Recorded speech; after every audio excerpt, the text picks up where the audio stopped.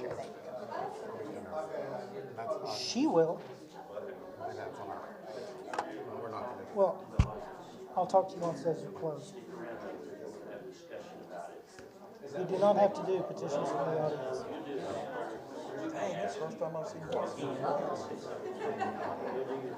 don't have to do that. I don't know.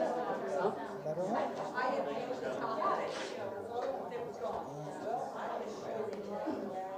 During the discussion, right? Yes. 7 to 6. Yeah, she is.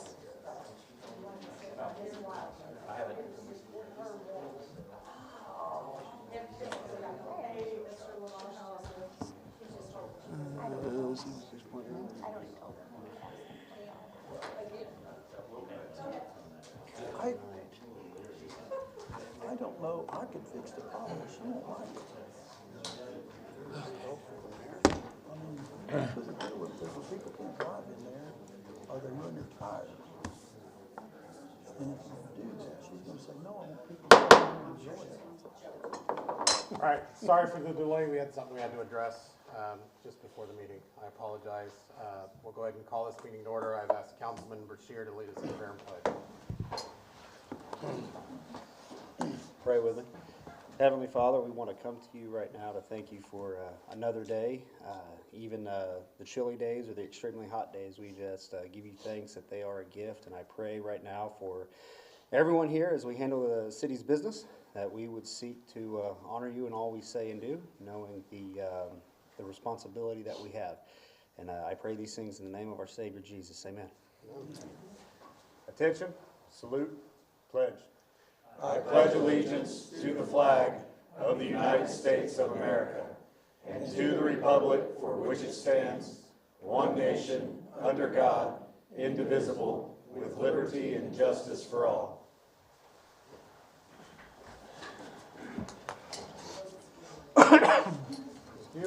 We could have roll call, please. Terry Lamar, Here. Troy Shropshire, Here. Lori Bradshaw, Here. Kenneth Brashears, Here. Tyler Brown, Here. Charles Trammell, Here. Chris Gontier, Here. Bruce Smith. All right, thank you. Petitions from the audience. We have a few that we'd like to give a few moments to. We'll start with Chris, you and Kayla want to go together or one at a time? I'm Chris Kernett. This is my daughter Kayla. We live at 1016 North Elliott, right there on the curve north end of town. We've been up here before about the curve, high speed around there. I can give you scenario after scenario. Matter of fact, if you want to tell them, but you know, a few times you've turned into the driveway and other things. I mean, no one pays attention. It's like NASCAR on that curve. There's even, I mean, the poles that are there, no one cares about those. They've been ran into, the mailbox has been ran into, knocked over, I don't know how many times.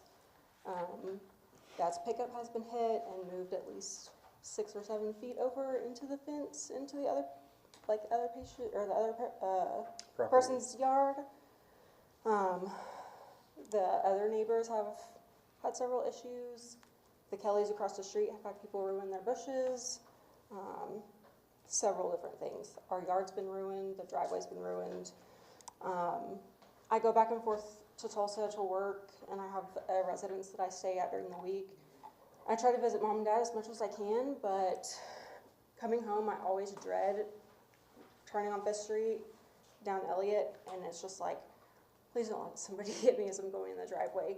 And so it's frustrating, and you know, it makes me not want to come home because I'm like, I don't want to get my car damaged, or, I mean, there's not a really good body man to fix it, but yeah, you know, I had been talking with Buddy a little bit, and you know, I don't know if you've ever noticed on the highway, you get off to the side there, and I think they're called rumble strips or something like that. That would be a suggestion I could come up with. Kayla's got a couple of suggestions. We're just I'm trying to understand the city doesn't have a lot of money. I'm trying to figure out the cheapest and most inexpensive way. But, you know, this is getting ridiculous. I actually put large rocks in front of my yard to keep people out of my yard. And it's not slowed them down. You know, it's just ridiculous. Anymore, I'm afraid. I'm ready to buy an old pickup and just wait for somebody and pull out in front of them. That's how bad it's getting. It's getting to me.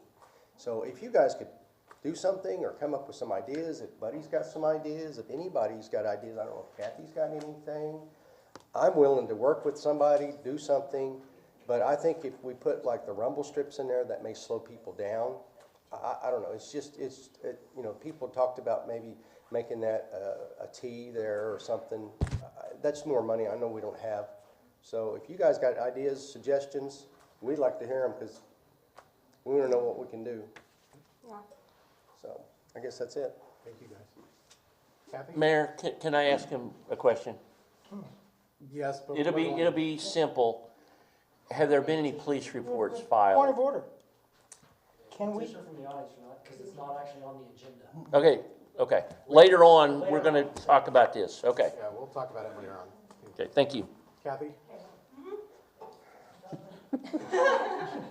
Yeah, Kayla and I have both lost dogs on that road, on that curve, and it's, and I've talked to people down the street that have lost multiple animals. We have young families moving in now that have children. You know, we'd love to say our dogs never get in the street, or our kids are never gonna run out in the street after a ball, but the reality is they do.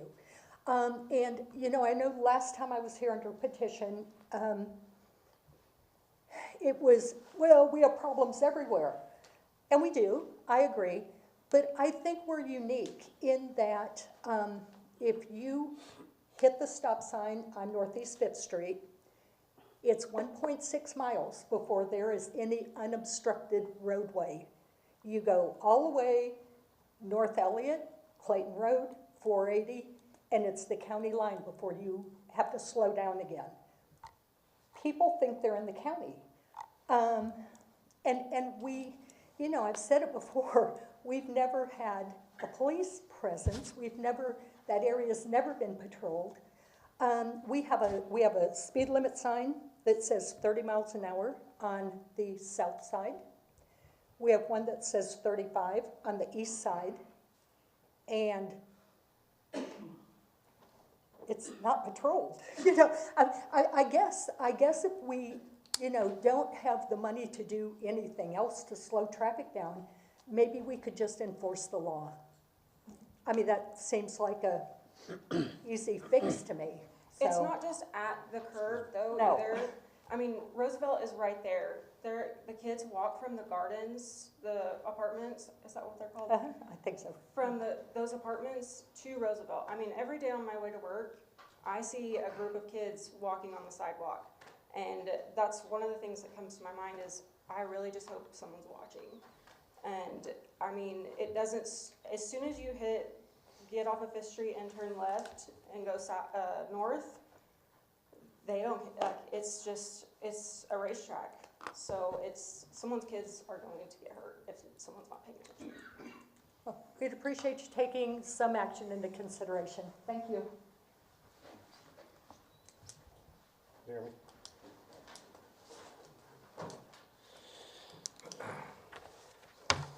So, on this area, obviously last time, Can we just talk about this when it's on the agenda so we can have some feedback back and Request forth? petition. Okay, sorry. what?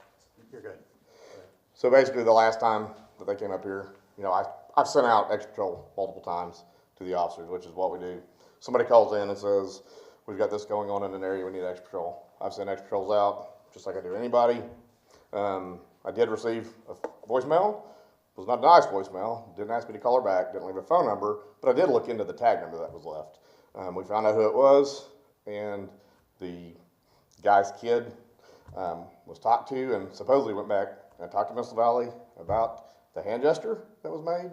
The dispatcher was not wrong with that if something's not committed in our presence, as far as a misdemeanor, we can't, you know, write a ticket on it, but I sent out an extra patrol. Assistant Chief Couch has went out there and he set multiple different times during the high traffic areas. He didn't observe anything. The mayors went out and set different times, didn't observe anything. This morning, I get a message from one of the neighbors that said, hey, just want you to know that this letter was put in our mailboxes from Mesa Valley, and, you know, kind of here's what it is. So, I know a lot of the neighbors in the area. I sent them a message on Facebook, said, hey, I just want your opinion on this there.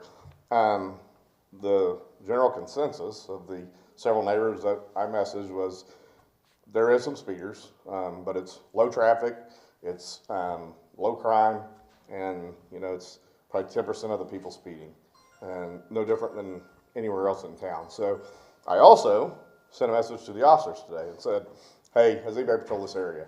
Multiple officers have responded, and I have the emails that say we patrol there several times throughout the week on our regular patrols, day shift, evening shift, night shift. I don't see all the patrol cars go by my house. You know, my road is a busy road in town, and I can pull statistics that said that no citations have been written in my area. I mean, it's just part of it is. And I get down to the, you know, part of the issue is the challenge that we're facing. We're down 5 officers from this time last year. When you're down that many officers, we have 2 to 3 that we're running per shift. So you got 2 to 3 guys covering the entire city of Pryor during an 8-hour shift, which then limits, you know, your patrols. And if you start looking at statistics, you're going to see that traffic stops and stuff went down from last year to this year, and it's a direct result of not having enough officers, you know, out there on the street. The fewer officers, the less, you know, proactive things that are going to happen. So there are some solutions. You know, one is obviously getting staffing back to where it needs to be would be helpful. Signage was an issue that some people said, you know, that live out there, that there's not a lot of signage that say, you know, the speed limits and stuff. I'm sorry, I'm going to call a point of order. This is not a petition from the audience. This is a rebuttal to a petition from the audience. And I would like to review, because this doesn't. This is clearly not a petition from the audience. We just need to continue on. So what are you going to do? You tell me. Well, we got up here. I We don't have care. this item on the agenda, don't we? Yes. So I'd save it till then, and can we, discuss as much as you no disrespect, but can we? No, I didn't. Let me be clear, Jeremy had requested to be a petition from the You're right, audience you're before right. the meeting. But this isn't a petition from the audience. This is what I was talking to you before. People are abusing petition from the audience process. Noted, thank you. Agenda item 6A is to discuss this very issue. This is where we can have the discussion. Okay, we will move on. Do you want to come back? I would just like to say briefly, I did put notes in people's boxes. I was hoping to get people here. We hear all the time about the traffic. I'm not picking on the police department. I know they're doing their job. They are not patrolling our area. Maybe they are. If they are, they're doing it when none of the neighbors have seen them, because I talked with 11 neighbors. I know there are council that have talked to our neighbors that will agree that it's a high traffic, dangerous area. MUB has talked about it being a high traffic, dangerous area. Not picking on you, Jeremy. No, I'm just saying that I think of the 11 people I talked to, the only police officer anyone has seen is the police officer that lives down the street from us, to and from. Thank you. If I can jump in, I have a couple of Hang friends. on. Yeah, We're gonna go on. We need to continue on. I don't mean to cut anybody off, just follow our program here. We'll go ahead. I have a proclamation that we'd like to read. As you know, we try to get those done right at the beginning. This is, most of you may not be aware of the Argonauts, and we would like to make December 6th the Argonaut Day. So if you will, I'll read this, and hopefully everybody learns a little bit about what an Argonaut is. Whereas the Argonaut Club of Pryor Creek was founded in December 1934 by 12 pioneering women dedicated to expanding their knowledge of the world. inspired by the legendary journey of Jason and the Argonauts in Greek mythology. And whereas the Argonaut Club has enriched the lives of its members and the community by fostering a love of learning and exploration through engaging discussions and programs on diverse topics such as Oklahoma's native peoples, influential inventions, world travel, and European history. And whereas the Argonaut Club has continually adapted and thrived for 90 years, serving as a beacon of knowledge, fellowship, and inspiration for generations of Pryor Creek women.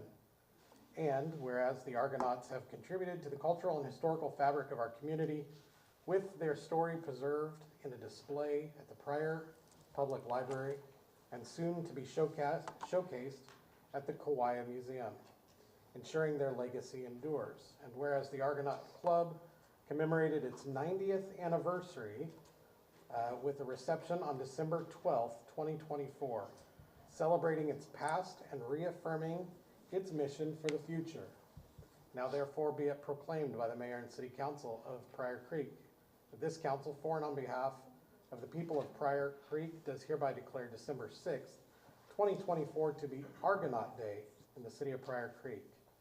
The legacy of the Argonaut Club serves as a shining example of dedication to learning, community engagement, and the empowerment of women in Pryor Creek. Over the past 90 years, the club's commitment to knowledge and fellowship has enriched the lives of countless individuals, fostering a spirit of curiosity and collaboration that continues to inspire new generations. As we celebrate the enduring contributions of the Argonaut Club, we look forward to the ongoing impact of their work, which has helped shape the cultural and intellectual landscape of our city, ensuring a bright future for continued growth and connection within the community. So if we could maybe just give a little ovation to the Argonauts for their 90 years of celebration, I think that would be appropriate.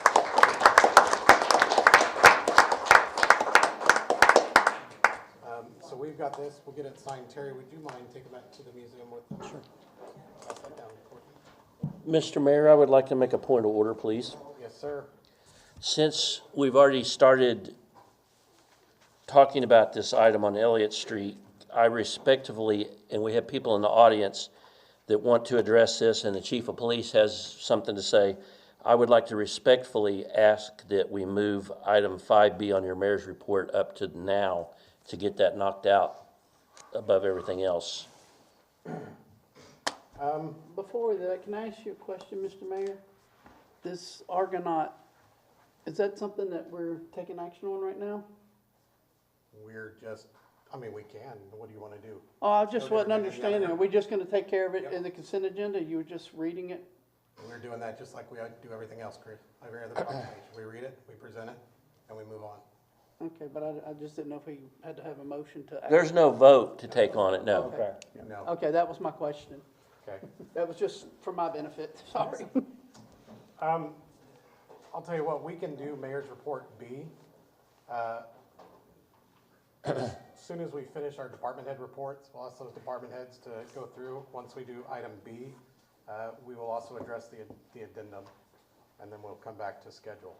We have, as you said, there are individuals that need to get on with what they've got going on, and so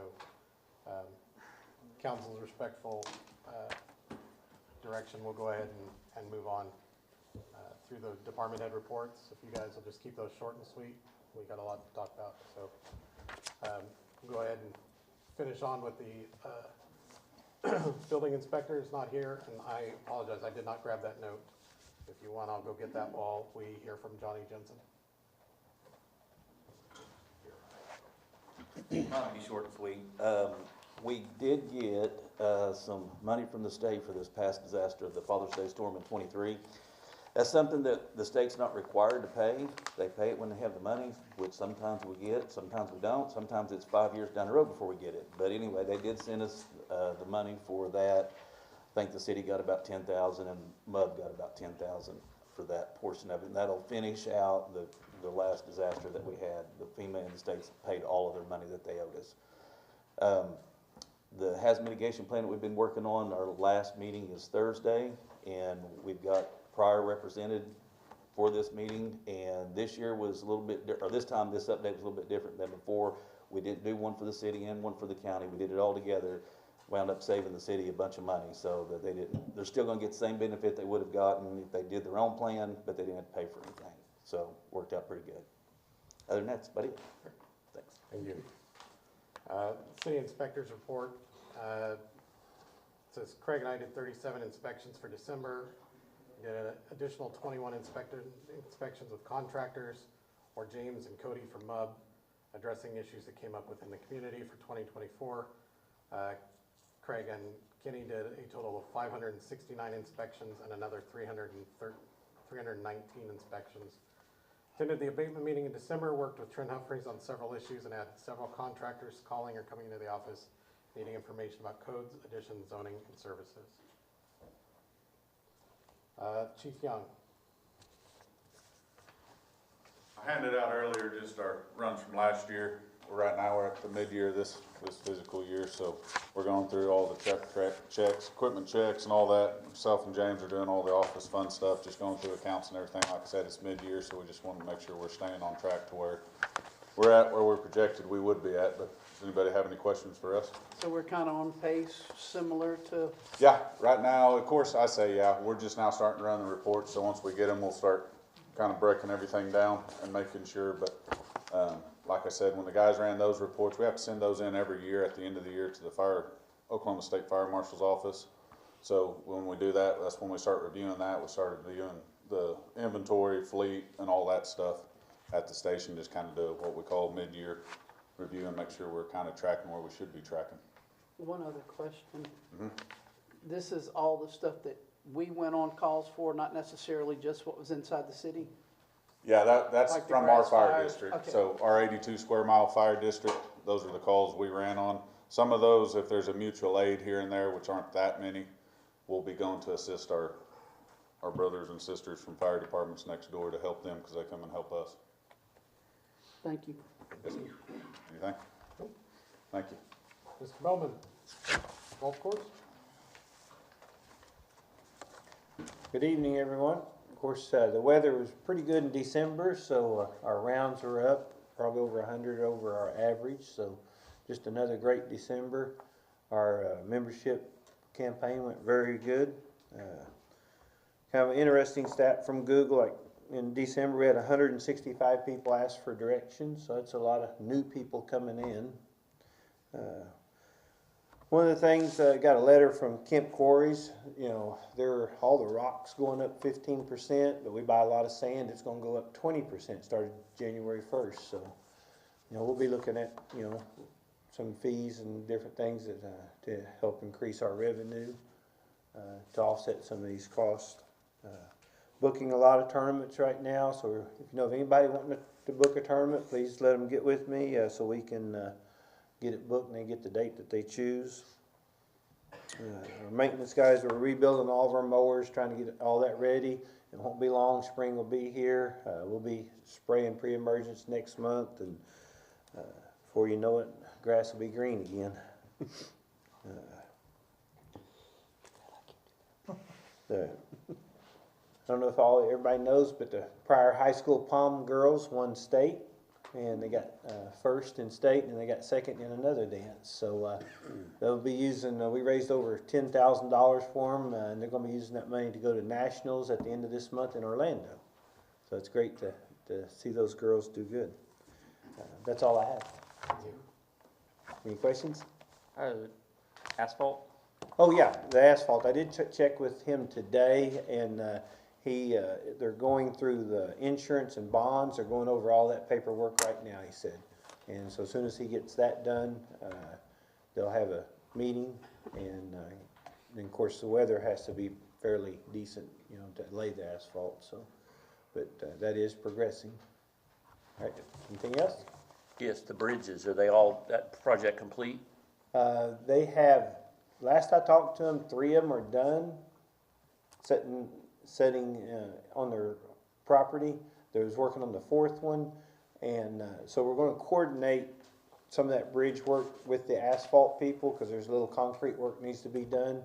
So that's all going to get coordinated to put some the bridge, Wing walls. yeah, in there, and so coordinate it all together, and so it'll really be, it should go really good. So by springtime, it'll be all ready to roll. I'm hoping so, yes. Okay. As Soon as we can get some weather good enough to make it happen. Okay, thank you. Yep. Don't thank jinx you. it, Terry. Carrie with the library?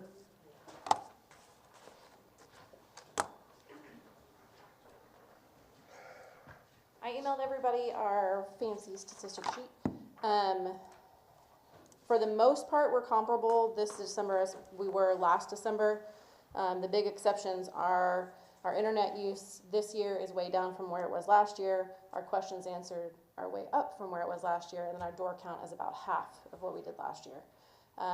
So, as usual, statistics are all over the place.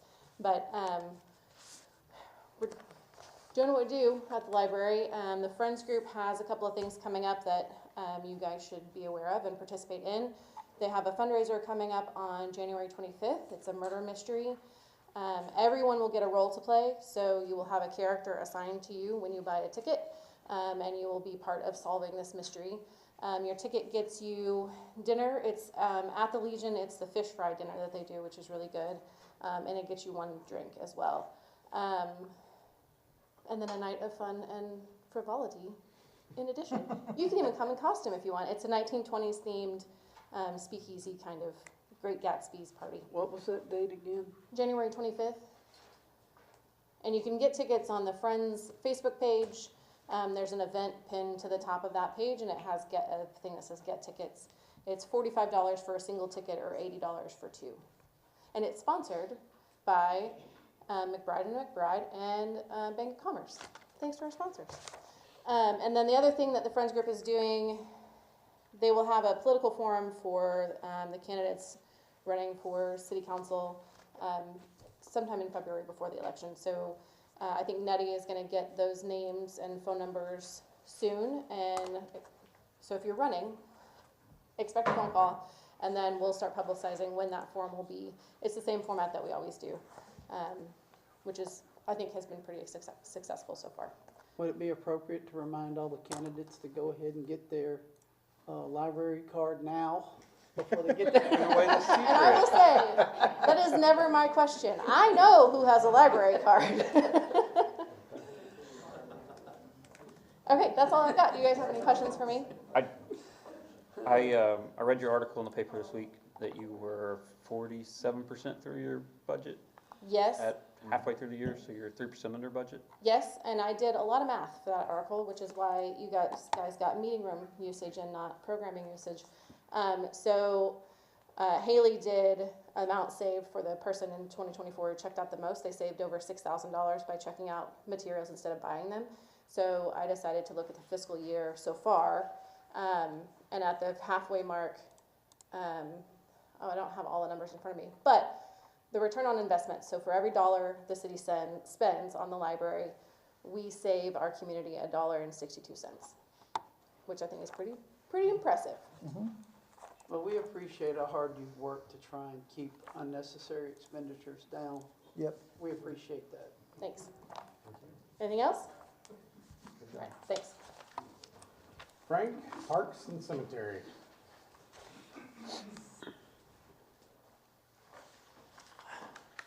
We managed to stay pretty busy. In earlier December, we had to do some repairs on some basketball poles and take the backboard down, and so next thing you know, we're taking all the backboards down at Whitaker and Bobby Buck, repainting them and the squares and everything, fixing them all up. We've had to fix several swing seats and replace or whatever this year. On the inside, we had a bunch of ballast going out. We got quite a few shop lights in our shop, and the ballasts were out, so then when they're out, I just been swapping them over to LED, and been doing that on like the super cold days. And we always got like tables we keep in our lot for the nasty days. We drag those in, replace boards, paint them. When we took up the Christmas lights, we did notice a tree or two that's going to need to come out pretty quick. Finally, that one that's split between the pond and the skate park, it's finally served its purpose. It's, we've let it go for years, but it's falling apart. Other than that, the cemetery actually is probably the slowest, I guess it's a good thing, one of the slowest years we've ever had. Only 61 funerals, as long as the number's right, only had like 61 funerals. I mean, just 2 years ago, we had 120 something, and last year was like 80s. So I don't know if it's more cremations or hopefully just not as many people, passing away, but, I mean, I still got plenty of work to do out there, of course, but yeah, funeral-wise, it was, I guess you'd say, a good year. So. I guess it depends on who you ask. Yeah, so, we got a list, we know who's numbers. But other than that, just, Have we been having trouble with vandalism? Has that slacked off? no, we actually had our first at the cemetery. I've never had this happen when they painted on the road. That was just this past week. I've never, in the 30 But they years I've didn't been fool here. with the tombstones or anything, did they? No, Good. no. And in the park, it just goes in, I mean, there's always kind of some little something, but nothing big lately, yeah. Dustman says every morning's an adventure. You never know what you're gonna see or to get into. Every morning, you don't know. And the first stop's always the restrooms, and sometimes if you see a mess on the outside, you just want to drive away. But no, So let the public know what are the hours that the restrooms are open weekdays and weekends? And are they the same for all the parks? No, so started quite a few years ago. Daylight savings, like in November, is our week when we shut things down. So Centennials gets winterized and shut down. Whitaker's, so because it gets dark at 5:30, we close them up as we leave work. And then most time in the winter, when it gets cold, and blah, blah, blah. And it's the only ones, and the winter, and tennis courts ones get totally shut down and winterized. Throughout the years, we've done things different at Whitaker. Like I said, quite a few years ago, we started doing this shutting them, locking them up as we leave. Plus, it helps on, people camping out in them and stuff. On the weekends, way back when Leo was here, we started this. He would come in on the weekends, check trash, do the bathroom. So in the winter, the debate was when to blah, blah, blah. And we've done this for probably 10 years, so if the high is going to be 50 degrees, they're open. If the high is not going to reach 50, then we shut them down, because usually your low is so low anyway. And so that's our rule of thumb on the weekend. And it's been like that for about 10 years. That way the guys know, well, do I go open them this weekend or not? Because they come every week, or each one takes a day for trash and bathrooms. So that's how we determine. You have heat and everything in them now, just to make sure. Yeah, and so when you don't winterize them every day. Yeah, and like if it's getting down to not right at freezing, but usually the mid-upper 20s, we got little heaters we do put in them to make sure. Like so everything else is drained, like all the others drained, antifreeze, that, blew out, but yeah. So. Thank you. I got something. Go ahead. So Frank, last council meeting ago, maybe 2 meetings ago, we had a lengthy discussion on discretionary spending. And, trying to get a better handle on it. One of the department heads came up and said, target the individual, not all of the departments. And whenever I got here tonight, Bud, there was a purchase order for me to approve, which I'm not going to sign off on, for the Parks Department, spending $90.95 at JL's Barbecue. What's that about? That's the guys to eat for, we're short-handed, they haven't complained.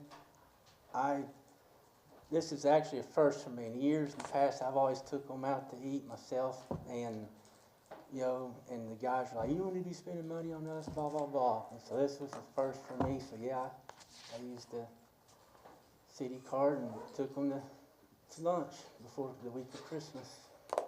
It's kind of just a thank you and a Christmas deal. Like I said, they're short-handed, they're not complaining. but I don't I'm think not gonna citizens right apologize now. for it.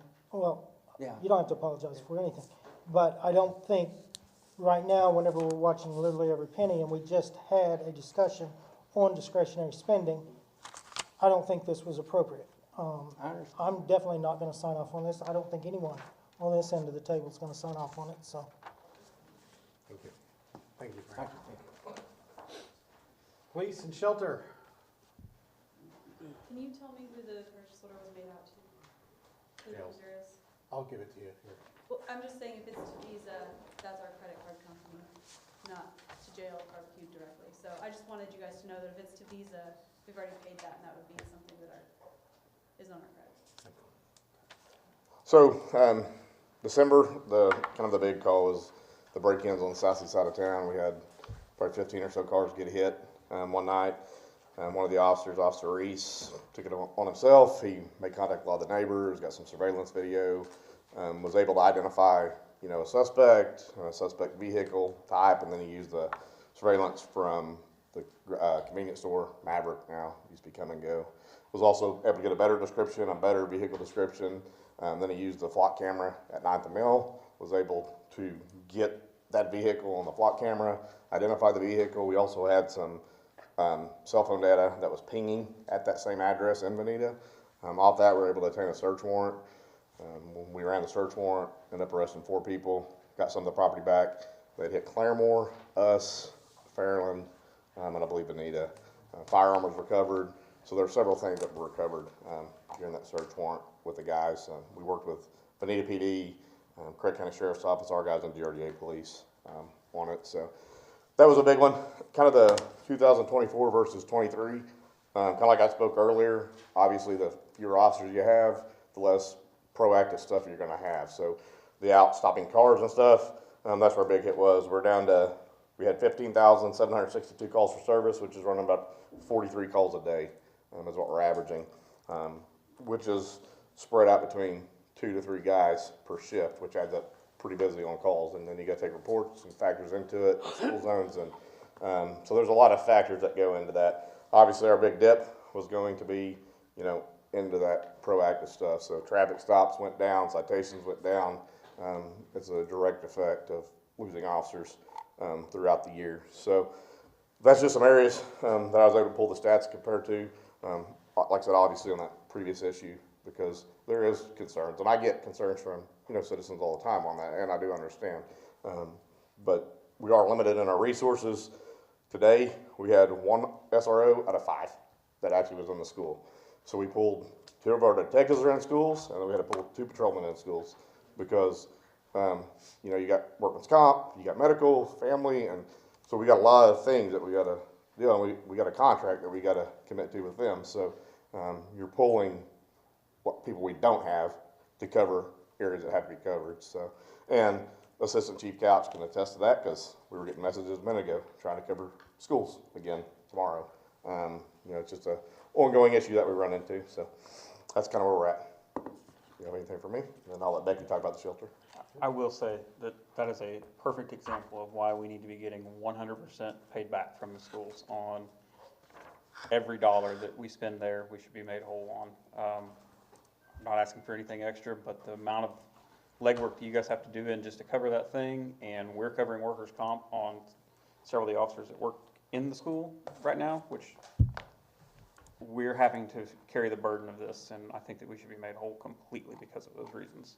No, it's a lot. I mean, and then, like I said, you pull 2 of the 3 detectives have been dedicated to the school since August, essentially. And so it falls back to the officers to investigate reports, which then pulls away from time of patrolling because they're sitting there like Tanner, Officer Reese, there was a lot of legwork that went into that. And then phone calls back and forth to make sure paperwork's correct. I mean, there's just a lot of things that go into it. Go ahead. Go ahead. December was a pretty busy month for us. We actually had a pretty nice little donation that covered a few adoptions, as in 41. So that was great for us. Go back to year-end totals. Somehow Shelter Pro keeps up with all this for us, thank goodness, because we have 585 intakes, but we did have 606 that went out, either return to owners or adoptions. So that was pretty good numbers, really. That's a lot. And animal calls are up a bunch. You know, we had quite a few more animal calls. Accidents are up. So there's several calls, volumes that have went up over the year. And animal calls is one of them. And I know there's a lot not reported that they just do on their own. I just hear them running calls that aren't even reported to us. If dispatch is busy with traffic, we're just not gonna tell you that we caught a dog. Some things are more important, yeah. All right, thank you. Any questions? I've got a report. Mr. Moore wasn't able to be here tonight. He had a family thing.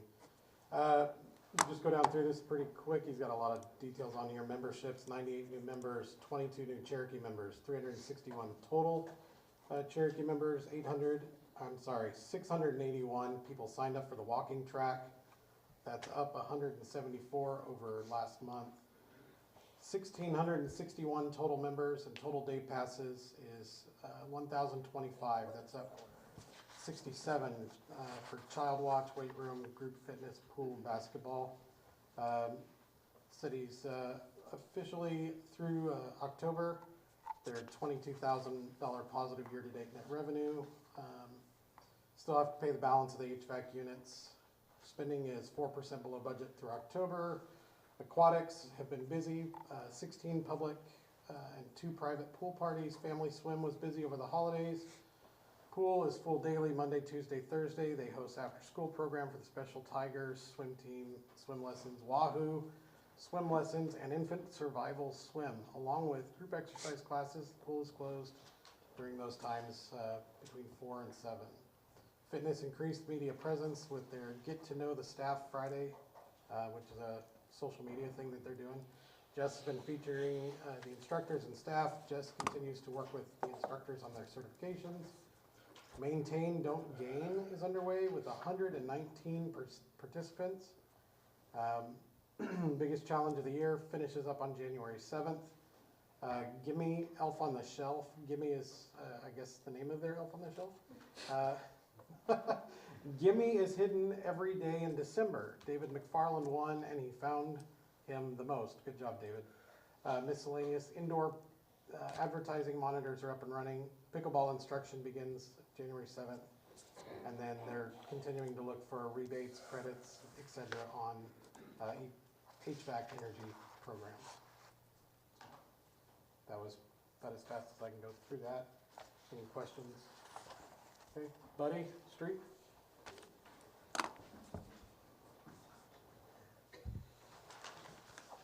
That's not as exciting as some of them, but no, like I said, we still been continue trimming trees. We stopped that for a couple of days last week. We had some decent weather come up, so we had some areas that we had, utilities had some areas that they dug out in the street. We went and asphalted them, and some of our own. We had one at Southeast 3rd and 8 there where they found a water leak. They went in and repaired that, so we went in and fixed that area for them. We've got a bad spot out there at Mid-American Grill. I can't remember that road, if that's called Cottonwood or something, that one that runs east and west there between Mid-American and the convenience store right there. But anyway, that is a street right through there. This next year we got some concrete work we need to do on that to repair, but we went out there and just fixed it now for the holes and everything with just some asphalt. Southeast First and Elliott, the alley entrance through there was pretty bad. We went in, graded it down and asphalted over that. And then out there on Southeast 2nd, there's an alley that goes up through there that every time we have rain, it washes out. And I guess there's a lot of people use it, so we went there and did some asphalting on that.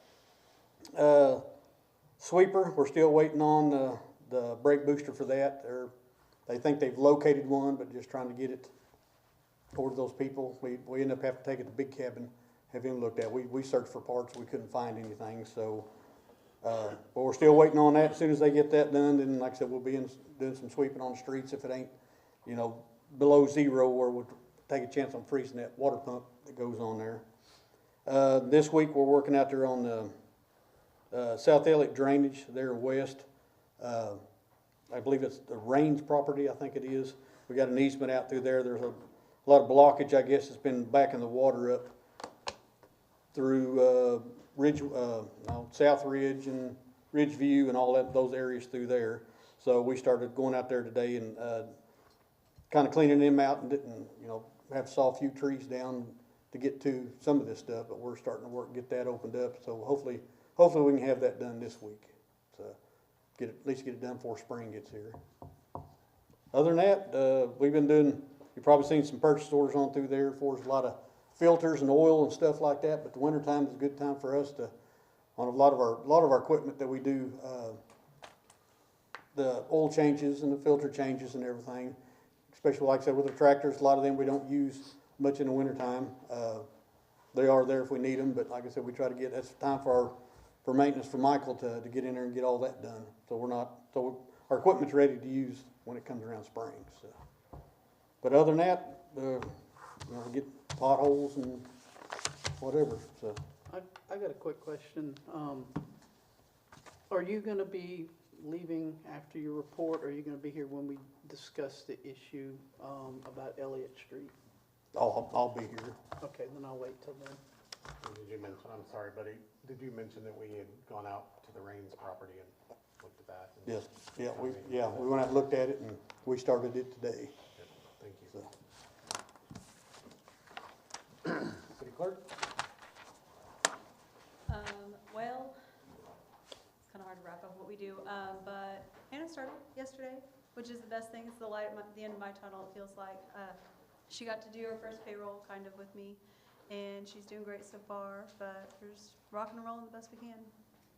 We got everything moved over in Cassell to our new server on Friday of last week, so we're working through Cassell to see if we haven't seen all the benefits yet of moving Cassell to the new server once we got the new server installed, so I'm still waiting to have the super incredible blast from that, but other than that, we're good. Are we gonna expect any issues when they start moving the server over? The server has been moved over for a while. It's just we had to schedule a time with Cassell itself to get Cassell onto the new server. So we've been using the new server for a little while for everything else other than Cassell. I mean, like, is Cassell gonna be down at It all? already was on Friday. Okay. Yeah. Yeah, we were down for, a little over half a day on Friday. Courtney, I have one, well, actually, I have a couple questions. Okay. Have there been any tort claims filed in the last quarter of the year? Yes, I'd have to get you the information on those outside of here. I don't want to release too much information in here, or give incorrect information without looking at the documents. But yeah, we've had 2 claims that have been filed, tort claims. Okay. And then, I briefly mentioned this to you in a phone call conversation a few weeks ago, or maybe a month ago, but is there a way that we can start getting the building permit reports again like we used to, that were sent out to the press and to the public and whoever else was on the distro list for them? Yes, that's something that can be worked. To be clear, the ones that were sent to the press were because the press requested it. It's not something that we just willingly sent out to anyone, but anybody that requested it can absolutely have it. That's something I can get together to send to you guys. I know I used to be on a distro list for it, but I don't know what happened to that, but, okay, thank you. All right, thank you. All right, we'll go on down to item 5, the mayor's report. Address item A real quick, then we'll go on to B. Discussion and possible action regarding an expenditure in the amount of $50,603.25 to American Ramp Company for Skate Park Phase 2 to be paid from Parks Capital Outlay account 4444554415. I'll make a motion. Motion from I'll Brad. second. You got that? You can give it to him. I don't know which Chris. name. Chris? Okay. Either one, I don't care. I did Second from Gantier. This is the, to pay the expenditure that was approved earlier. This is just to pay the bill. And that account has $145,541 in it, leaving $94,900 after this is paid. No further discussion, we'll call for the vote. Lamar, Yes. Shropshire, Yes. Bradshaw, Yes. Rushiers, Yes. Brown, Yes. Trammell, Yes. Gantier, Yes. Okay. Item B, discussion and possible action regarding a plan of action to be taken by the city in regards to motorists failing to safely and responsibly navigate roadways of Pryor Creek, particularly, but not limited to, corner of North Elliott Street and East 480 Road. This dangerous corner, city has received multiple complaints regarding unsafe drivers in this corridor. Motion. Second. We have a motion from Choya and a second from Bradshaw. We had a similar incident over at Green Country Mobile Home Park. There was about a quarter of a mile stretch there, a little more, that they sort of turned into a raceway there, and we had kids and everything involved. Buddy came out, and he can tell you more about this, but they've installed stop signs at different intersections down through there, and it has helped, hasn't it, Buddy? Would you like to give any kind of information on what that might cost or what it would entail? Well, I mean, it's gonna be probably, time you put lights, stop signs, poles and everything, it's gonna be close to $500 per setup. Okay. What all that is, because if you put a light, they're almost $200 a piece now. Right. And then probably, then the hardware goes with it, so you're probably looking at about $500 per setup for each intersection, so. And that they do have blinking lights on them, and they do have a solar battery on them, so they are solar charged. So when you say 500, I'm not, before you go on, that's for the two signs or per sign? Each. That's each. Each sign, okay, thank you. Go ahead, I'm sorry. Base, your pole, your light, and then your. So each intersection, if you do two signs, would be about 1,000? Yeah, $500 per. Is it even possible to do that with the way that the road's set up there, though? Each roadway in each neighborhood is set up completely different. That North Elliott Street intersection is nothing like the one-way entrance into the mobile home park like that. If you're looking at putting it just wouldn't work in that. Well, To have a stop sign all the way down Elliott Street, If you turn that, not all the way down Elliott Street, at the curve, right there before it gets to the curve, stop signs slow them down. And then coming from the east going west there, before it gets to that curve, a stop sign will slow them down there. That intersection had to be redesigned, wouldn't it, to make it because it's a curve. I don't know. That's what I'm wondering about. That would be Make a it a 90-degree quick, turn. it would be a T. And if you have a corner section, you have a stop sign, don't you? I mean, you don't just walk up to a straight corner. It's a 90 there, pretty much per se. It's a sweeping 90. Sweeping 90. I mean, I wouldn't use, it's not a 90. It's not a straight 90, no. But is I it? mean, you all live there. Would you agree that it'd be tough to put a stop sign there? I think it'd be a hazard. It really is. yeah, It'd be trouble. It would, the roadway, I think, Right in the middle of the road. it would have to be redesigned. I think the roadway would have to be redesigned, and if you're gonna redesign the roadway, it's gonna fix the problem You would too. have to put one on the north side of the road, on the eastbound side. We're not trying to achieve somebody stopping. We just want people to slow down. So They have to slow down to stop. Pretty much. So, Troy, if you don't mind here, just a second. Chris, kind of to what you said, and I want to make sure that as we go through this, we kind of maintain our order a little bit. I know it's been a very, very hot topic. I get it. But I think one of the things that you brought up is something that we've discussed is the possibility of rumble strip. Right. I think in like Chief said, I've taken a few opportunities. I've sat down on that little gravel back during some of those morning hours, that 7 to 8 block, just to watch. You know, the argument is what the argument is. But I think like Kathy said, that's such a straight stretch of road. People kind of, I would imagine, zone out and they just. Yeah, they do. They do. They're on their phone. She says they're on their phone. But I think maybe, buddy, if you, sorry, Joy, your watch was reflecting that. Sorry. I thought you had something pointed this way. Buddy, I think if you could confirm that the street and the base can handle those rumble strips in the middle, I think, here's what I think when I think about that. You know, when we've all been on Highway 69 heading to Wagner. I was about to say that. Right, Kayla, good there. As we get down just north of Wagner, before that stoplight, they've got a series of those strips. I think we've got those strips on. Well, they'll jar you a little bit. Whitehorn Cove. But is that something that we could feasibly do, is put rumbles in that strip?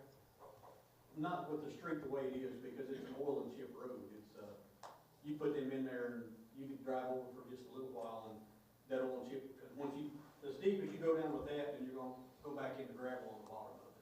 I mean, it would have to be overlaid, you know. You'd have to cut out sections of it, put concrete in it, is what you'd have to do.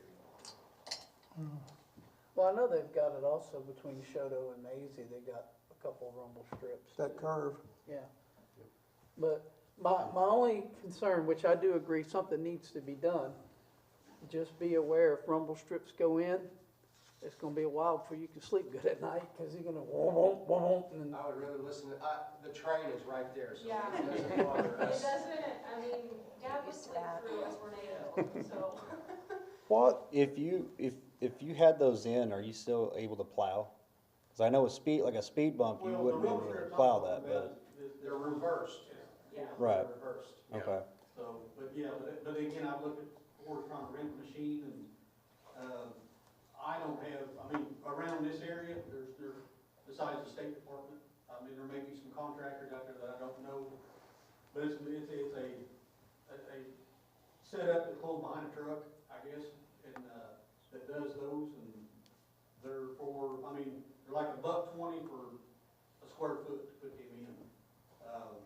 You know, for example, you know, when you do like a mile section, like on the side of the road, you know, it's around $6,000 to have something like that done, but again, we don't have the equipment to do that. It would probably have to be contracted out, but I mean, it would have to, the road would have to be repaired before you could put them in. In the long term, how feasible would it be to turn that into a 90?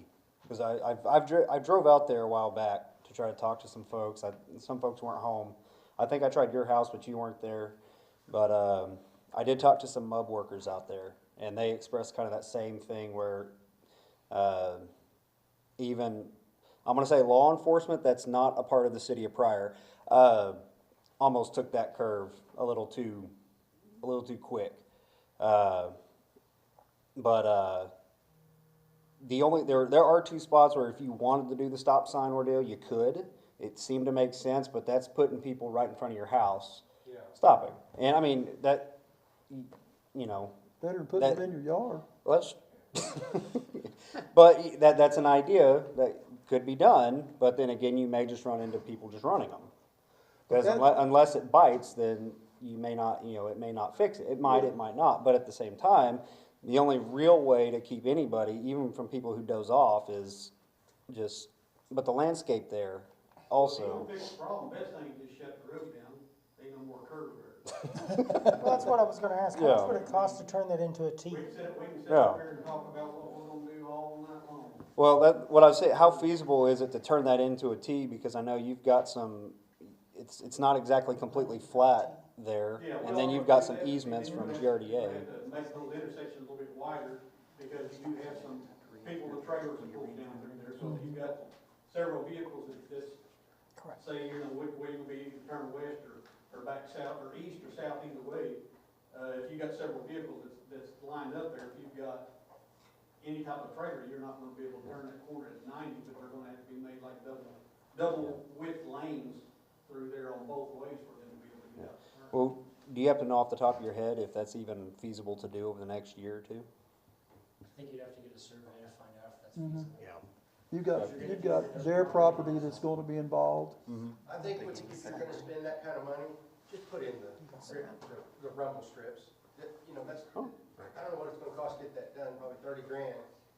You can spend less than half of that, put the rumble strips in. Yeah. Well, the other reason I ask that is because if the naturescape becomes something that's frequented all the time, if it, let's just say in 10 years, it just gets bigger and bigger, you have that gate that's right there. You're going to have a lot of people trying to turn off to the left with oncoming traffic coming around a blind curve. That's the main reason I asked that. You know, so if it becomes more trafficked, then it may just be safer anyway to have it. So that's another reason I asked that. And that may be a good idea for long term, But Chase is correct in the sense that you're gonna have to have, probably, you may have to do, you're gonna have to have it surveyed, you're gonna need to get an engineer to look at it. You may have to relocate utilities to make that curve, or make it a turn like you're wanting to. A lot of long-term expenses on that, but, Size of your easement, you might have to condemn their property. Yeah, that's what I'm saying. It's and gonna take part of your yard. short-term, The rumble strip. the rumble strips might be the way to go, and it may not, another cheap way too to help might be to put, caution signs up with the little flashing, lights on it that's from, solar. So about, I don't know how many years ago it was, they put in the arrows with the signs, and since they've done that, I think I've had to call Buddy at least 3 times to replace signs. So they don't care. Yeah, Well, they were, if I'm not mistaken, they are solar flashing lights. They are. yeah. Yeah. Well, from what But I we need to- understand, from what I understand too, and just even from driving, of course, I don't think it's clear when county road becomes city road even, so even having better speed limit signage too, because I think that would be helpful, and even maybe adding something to that makes it more observant too from the conversations I've had, but I agree with I think the rumble strips are Start. definitely Well, if you come by my something that- house, I've got large boulders in my front yard to keep people out of my yard. Right. So, the only way you're getting anything done is if you can get them to slow down. I suggest to a strip coming from off of Clayton Road, rumble strips, and then right in front of my house, rumble strips. That is my suggestion. It's either that or put a guardrail up, and hopefully they'll hit it. And I am glad that you all are here to have an open discussion with us with inputs and ideas from you all, because you got some really good ideas. And I appreciate that and respect it for coming up here. If you come out and set a camera up and watch it, I mean, sometimes I'll be standing out in front of my shop, friends of mine will be there, and we'll debate, Yeah. hey, are they gonna make it? I mean, we have ring cameras at the shop in the house, but it only detects motion from a certain distance. And so sometimes it will get someone and sometimes it doesn't, so it's inconsistent. And I'm not saying that people aren't speeding, that's not at all. I'm just what I'm saying, you know, if you guys are coming at the wrong time, you know. The neighbors did say, that people do speed. And like I said, mud guys, they really have to pay attention because they are running a new gas line in front of my house. Yeah. And as far as easements, I've got easements all over my property. So, the mud guys will tell you what goes on. And the people who brought Dr. Nunley's house, the first, I mean, they were there maybe a week, and their first question was, is this a racetrack? Like, is this road, is this common? And it's like, unfortunately, yes. And so, you know, they have a really big appeal to Pryor, they love it, they love the small town feel, but, you know. You know, we're painting this picture of it's really, really bad. It's not bad, but you know what? When we back out of our driveway, or we need to walk across the road, you better have your head screwed on straight, because you're gonna get nailed. I'm in and out of the wildscape all the time, and it's scary. I mean, Yeah. because where I cross to get in, and if they hit that curve doing 50, Yeah. which is not unheard of at all, I don't have time to get out of their way if I'm in the middle of the road. And they, like I said, they're on their phone, they're eating breakfast, they're putting on makeup. They don't see us. They don't see us backing out of our driveways. Yeah. They don't see us walking across. I the think, road. and I think a lot of people think once they get past my house or they get by my house, they're outside of city They're limits, outside and they're Salem. not. That's exactly. Well, and there's a runners group that early in the morning that I will see them, especially in the summer, it's cooler. The track That's, boys. well, and Brittany, Mayor, and her family. Kathy, do you have any ideas? Do you have any ideas? Chris has gave us a few. Have you got any ideas for how to solve the problem and what to put in? Or do you agree with? I honestly think the only thing that's going to work long-term is physically slowing them down. I mean, we can put up signs that tell them how fast they're going. Yeah. But you can't, and these aren't kids, these aren't, No.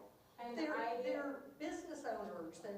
There are people that live out on that road that's coming into town to go to work or going home from work, etc. There's a lot of people. You got Stonegate people coming that way. You got Tradition. You got all people coming. It's getting much more congested. Yes. I mean, it's the more houses they build out that way, the more. Right, and going to Roosevelt School is gonna increase the traffic flow more.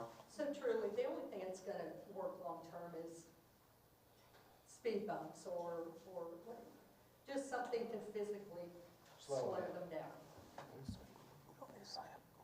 What's the chances, or what would it cost to put speed bumps in? Over in Kathy's area and then maybe there south of the curve? The thing is, and again, don't get me wrong on this, but, on our plow routes and stuff like that, we've hit some of the ones that we put in when we got that grant, they was like $8,000 a piece 2 years ago. And once they start wearing out, see, now they're no longer, we're not eligible to buy replacement parts because they've done away with that type. So once they go bad, we've got pieces back here from all the other ones that we've had that we'll try to fix the ones that we do have, but once they're out, they're just gone. I mean, there's no more replacement. Then once we replace those, then we take those out, then we have to repair the street, because once you drill an anchor down into the street, and then you've got to come back and repair those. We have put them in before. We've had them, I mean, just an example like our park. We was requested to put them in there. We put them in to slow down. Well, the next thing you know, they're tearing the bottom of people's cars up. And then there was lawsuits for that, so we ended up taking them out. I think the speed bumps are completely out, in my opinion. The rumble strips is probably the way to go. Okay. Can we just take sandbags and fill them up and line them up on the street? Gilbert, if you can, I think where I'm gonna go with this, I wanna be good. I know you had some things you wanted to share. It's kind of jump in when you can. I think we recognize what we've got to do. It's what can physically work is where we're at with this. Buddy will tell you, Jeremy will tell you, councilman and councilwoman will tell you. We've talked about the stop signs. I don't mean to discredit, but my first debate was, my God, put in a freaking stop sign. But it's not logistically gonna work, right? So that's out. We've talked about speed, Buddy and I have talked about speed bumps till we are blue in the face, and there's 100 reasons why. If they're going that fast, they hit the corner, hit a speed bump. Chris, you just got a new vehicle in your living room. Plus, we've got that elevation drop right there, so we run the risk of big hazard with fatalities, whatever it could be. I've thought about the guardrail, and again, the signs. I know Councilman Smith is big on, he's put up the radar. Till they figure out that those are not gonna get them a ticket, and then it's game on. On my street, on northeast Graham Court, we put one in, about a year and a half ago? Yeah. And I could literally, for the first couple days, we had it out there about 2 weeks. I could watch them and they'd come flying down the road, and then it was like brakes on, like the headlights hit the road, and then they'd go on. And after about 4 or 5 days, it was how far could they make that radar number go? So it was a game. I don't think that's a game we want to play in that area. I know this was a conversation I had with my wife. She said, well, make it a construction zone, then fines double. Betty, you got some little project we can do out there and drag out like ODOT? Not throwing ODOT under if they're watching, but, just saying. Maybe we can make it a 9-year project and fines double, maybe hit them in their pockets. We've got Park Street. We get continual complaints, same thing on Park Street. Boom, going down. We had a group complaining about 9th Street, and I know if she was here, Nina would be on it. She's probably gonna light up Kenny's phone here in a minute that he said this, that 9th Street is a drag strip. It's a problem all across. I think we'll continue to put our heads together. We've had, the emails and comments have come in, whether it's Facebook or direct. And believe it or not, we do have those discussions. We've all sat down and talked. We've gone back and forth. We just run into, no pun intended, a speed bump every time we try to do something. And so we're continuing. We need to make sure that the general public understands, as the driver, the responsibility of safety falls on the driver. And they need to know that once they get behind the wheel, there's a lot that they risk. If they hit somebody and kill somebody, there's pretty heavy we would call it charges that come with that. You know, there's things that happen, tickets, violations, things like that, you know. We can't tell our police department to go out and write tickets. That's not doable. But, you know, we need people to know that in these corridors, if you get caught, we may be a little less forgiving if you're breaking the law. We want to stress that safety is important.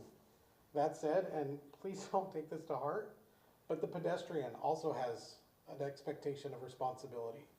I was driving down 412 one time a couple of years back, and they were doing some construction just to the west of Locust Grove. And one of the workers jumped off of the water truck and landed on my side of the highway. I was only going 50, that was the posted recommended speed. But if I hadn't have been that far on the shoulder, that could have been a real ugly situation. We need to remind our neighbors, remind our friends, a little peer pressure as well as coming up with a physical solution. Slow your bums down. There's nowhere that we've got to get that fast that's worth risking somebody's life. Period, the end. So, you know, I know that the individuals on Park Street have been very passionate. As you're coming in on the park, they're flying. Stop it. Stop it. Slow down. You know, some of the subdivision, we get it North Whitaker on the west side. We see it all over town. The complaints come in. We have one individual who has a camera on his phone up here on this part of town. And trust me, we get every day multiple videos that he's taken from his house of people running stop signs. Stop it. Drive responsibly. I'm not scolding anybody in this room unless you're breaking the law. The expectation is you are behind the wheel. We expect you to be safe and courteous to the people and the things around you. So as we go forward, we will continue to figure something out. The road has not got a very deep base, so that's where we run into problems with this, the chip and asphalt. You know, gosh, if it comes down to, maybe we have to look at the cost of chiseling out a section of that road, putting in concrete and putting something there. But we have to weigh that out. We have to see how that would do structurally to the road, and we know that road needs a prayer. Well, could we formally ask him at least to look into that to see what it would cost? I think that's what we're getting at, is that, you know, we're gonna continue to look, as Buddy and I talk about this, weekly, if not multiple times during the week when he's in here. So can we take some directive or some action tonight beyond telling people to stop it? Because telling people to stop it is never gonna work. They flip you off. They will flip, exactly, they flip you off. Yeah, don't do that. Chief Cantrell. So, no, Well, hang on. all right, go ahead. What I would propose is that, and chime in here, Tyler, you know, I've kind of had a little sidebar over here, is we kick this over to the street department for them to come up, work with Buddy and Chief Cantrell to come up with a short-term and a long-term solution here on how to get this fixed quickly in the next 2 or 3 months, and then long-term permanently. And then the street department come back with those proposals to this council for consideration. Did I say that right? Are you okay? Yeah, I hate to fall back and punt, but it sounds like we've got a lot of different ideas, and we probably need to come up with what the best one is. The only other thing I thought about was if we put a stop sign at Bonnie Avenue, which is south of where you guys are at, and it at least slows them down in that long stretch from Elliott before they make the curve there, to where they're gonna have to stop once they come around the curve, or they're gonna have to stop before they get into the curve. But I don't want to fall back and punt, but I don't know what else we need to do. We're going to have to come up with the right solution on it. And to me, it seems like pushing it to the street committee to hopefully address maybe this month and to go from there on a solution maybe for next month or. And that would give you all the opportunity to develop associated costs and, you know, really sit down and think this through, other than, you know, a 45-minute, 1-hour conversation tonight. Put some serious thought into this. I know we say. I mean, I'm serious. I mean, if you want to fix it right now, like dead end road, take that curb completely out, shut that off where. But then can you work? I think that people are. Well, there's other ways to go besides going down that road. I mean, that's what I'm saying. You may have to go down Fish Street, come around, and come Probably not an option. back around, but I mean. I think we saved some money on the Highway 20, the Northeast First project. I mean, perhaps there's some of that left over that we could do a little bit of something here. I know it wasn't a planned project, but it sounds like if we come in under budget on that one, then Terry, would you consider that acceptable for your street committee? Yes, but we need Buddy and maybe the engineer and the police chief to come up with something to give us to work with and discuss at that meeting, not just wait till that meeting. We know we've got a problem, need direction to our city staff to come up with something and give us something to talk about at that meeting with some sort of ideas, numbers, costs, etc. Probably between now and all of then. it, and then you guys can decide what you think is best to send up, maybe, I don't know. Yeah. So ideas and feasibility is what you want so that you can intelligently discuss it. I mean, I think Chris Kernut has got probably the best alternative for that, and we may need to go ahead and have a section cut out and put in with concrete or whatever we need to do to be able to put those strips in now for the short term. I think that would be the safest address to that. Because, Yeah. it doesn't quite give you, it still gives you control of your car, but then again, it slows you down and thinking, hey, I need to slow down. That's the first thing I think of. And I think that it's a very, very bad idea to even think about blocking that road off and making it a dead end. Northeast Pryor is starting to grow, and we need to think about long-range plan of how to get traffic moving in and out of that part of town to up in that area instead of impede it. But that's a whole nother argument in itself. But When we approved the zoning on the apartment complex up there, I think that we'd talked briefly about possibly a road needing to go through there or something connected to Roosevelt to where they could get to South on Elliott. I mean, so long-term, that's probably gonna be somewhere where they're gonna tie in at. yeah, and that's long-term and gonna cost a lot of money, and we need a street to the football field too. So we gotta figure out what's our priority there and start planning for that and for growth in that northeast part of town to get to and from Elliott Street and Fifth Street and the soccer fields. But yes, Mayor, I would like to have you direct the city staff to come up with some ideas to present at the street committee on what we need to get done to get that When is your ball next rolling. meeting? It's gonna be the 28th. Chief and Buddy, can we meet on Friday morning sometime? Sure. Okay. We'll meet Friday morning. I mean, the only thing I can bring to you is what's been suggested. The only thing I would say about Friday morning for Buddy is we're supposed to get snow that night, so. I said the only thing about Friday morning I'd say for you is we're supposed to get snow that night. Weather That's true, pending, buddy. please. But on the flip side of that, from the street side, I would like to ask Chief Cantrell to please try to do something to do some traffic enforcement more up there and write some tickets. I have seen a few police cars So, up there. I will say at 6:49. If need to be. Zach a message on, I don't know what it was, but Pryor PD patrol car, they were flying, almost hit Mom and Dad's Tahoe.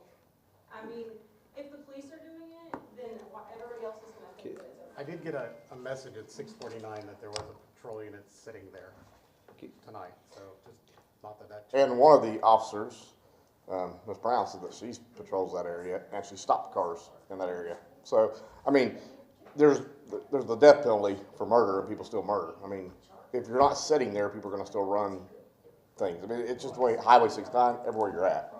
So. Speaking of which, can you just at least, we talked about exhorting people not to continue speeding. What are the fines for speeding and how much discretion? They go up over 10 and then so much after that, Courtney would know that. And then how much discretion do your officers have in They have the discretion. I can't tell officers you're gonna write tickets. I mean, you can't enforce a quota. Okay. Okay, I just thought of something there. That's all. Can we kind of bring it back down in here, please? We need multiple conversations. Ms. Kernut brought up the point that there are kids that walk from those apartments on the sidewalk to Lincoln School or to Roosevelt School. What about making the entire length of Elliott Street from 5th to this curve a school zone? Yeah, is the school zone at the apartments, or where is it? And that could help in some bites for enforcement for if there are speeding problems. Well, are there any laws? They run there a lot, The problem up and down Elliott Street. So I will sit down with, Buddy Just and things Chief. to discuss. Yeah, We'll no. discuss, we'll look at the school zones, we'll look at construction zones, we'll look at what we can do. You know, I will tell you, it is a continued conversation. It isn't falling on deaf ears, I promise you that. Well, we appreciate it. Well, you know, again, we'll figure something out. There's just a lot of obstacles to what we can and can't do. That is kind of the worst case scenario for a street in that area. Yeah. And unfortunately, when it was put in, it wasn't engineered for the future. Right. So, we'll continue to do that. We may reach out, continue. You know, I think, Kayla, when we talked last on, I think it was Messenger, we'd gone back and I said, give me any ideas you have. Let me know. We want to hear them. So, you know, we'll continue to work on that. I'll set a meeting with Chief and Buddy, and we'll bring that to the street committee to take from there. So that's the action that we'd like to take tonight. I just want to echo, because a lot of times we do hear about problems and things. I appreciate you all having ideas, Kathy and Chris and Kayla. Thank you for coming and having ideas, because that one was different than something we've even talked about recently. So that seems somewhat feasible. So thank you for coming with solutions. Charles, do you want to word that into a votable action? No. Do we need, is it something we need to vote on, or do we need to? I don't think we need to vote on it. I would say we just take no action on this tonight, and then just kick it over to the street committee and come back whenever y'all are ready. Street committee chair, you agree with Yes, that? I agree. All right. And I also want to say thank you, Mayor, for allowing the public to be here to talk about this in an open discussion. And it gives the council and the mayor good relationship with the community on letting them have some dialogue in coming up with a solution and helping in this, and having a good, healthy discussion about this issue. We're working on it. We took care of the flooding problems. You are taking care of So There's still more phases to come on that for down the road that are very expensive. On that, I want to let you know that the water does not stay around long. It runs off so much faster. That was a good idea that was in the process, and I'd like to see further things done. So it does work. The money we've spent does work. yes. All right. Thank you. There's no action on that, or you're good over there with the notes? We still have to call vote for this, but, but Well, if I understand correctly, Trammell and Lamar have motion and seconded for no action on this item. I think, is that correct, Trammell Lamar? Yeah, I'm fine with that. Okay, then we'll. And passing it to the street committee. Well, if you take no action, you can't pass it to the street. committee. Okay, well, anyway. Call to the vote. Take it up Yep. that way. We'll get it moved. Shropshire, Yes.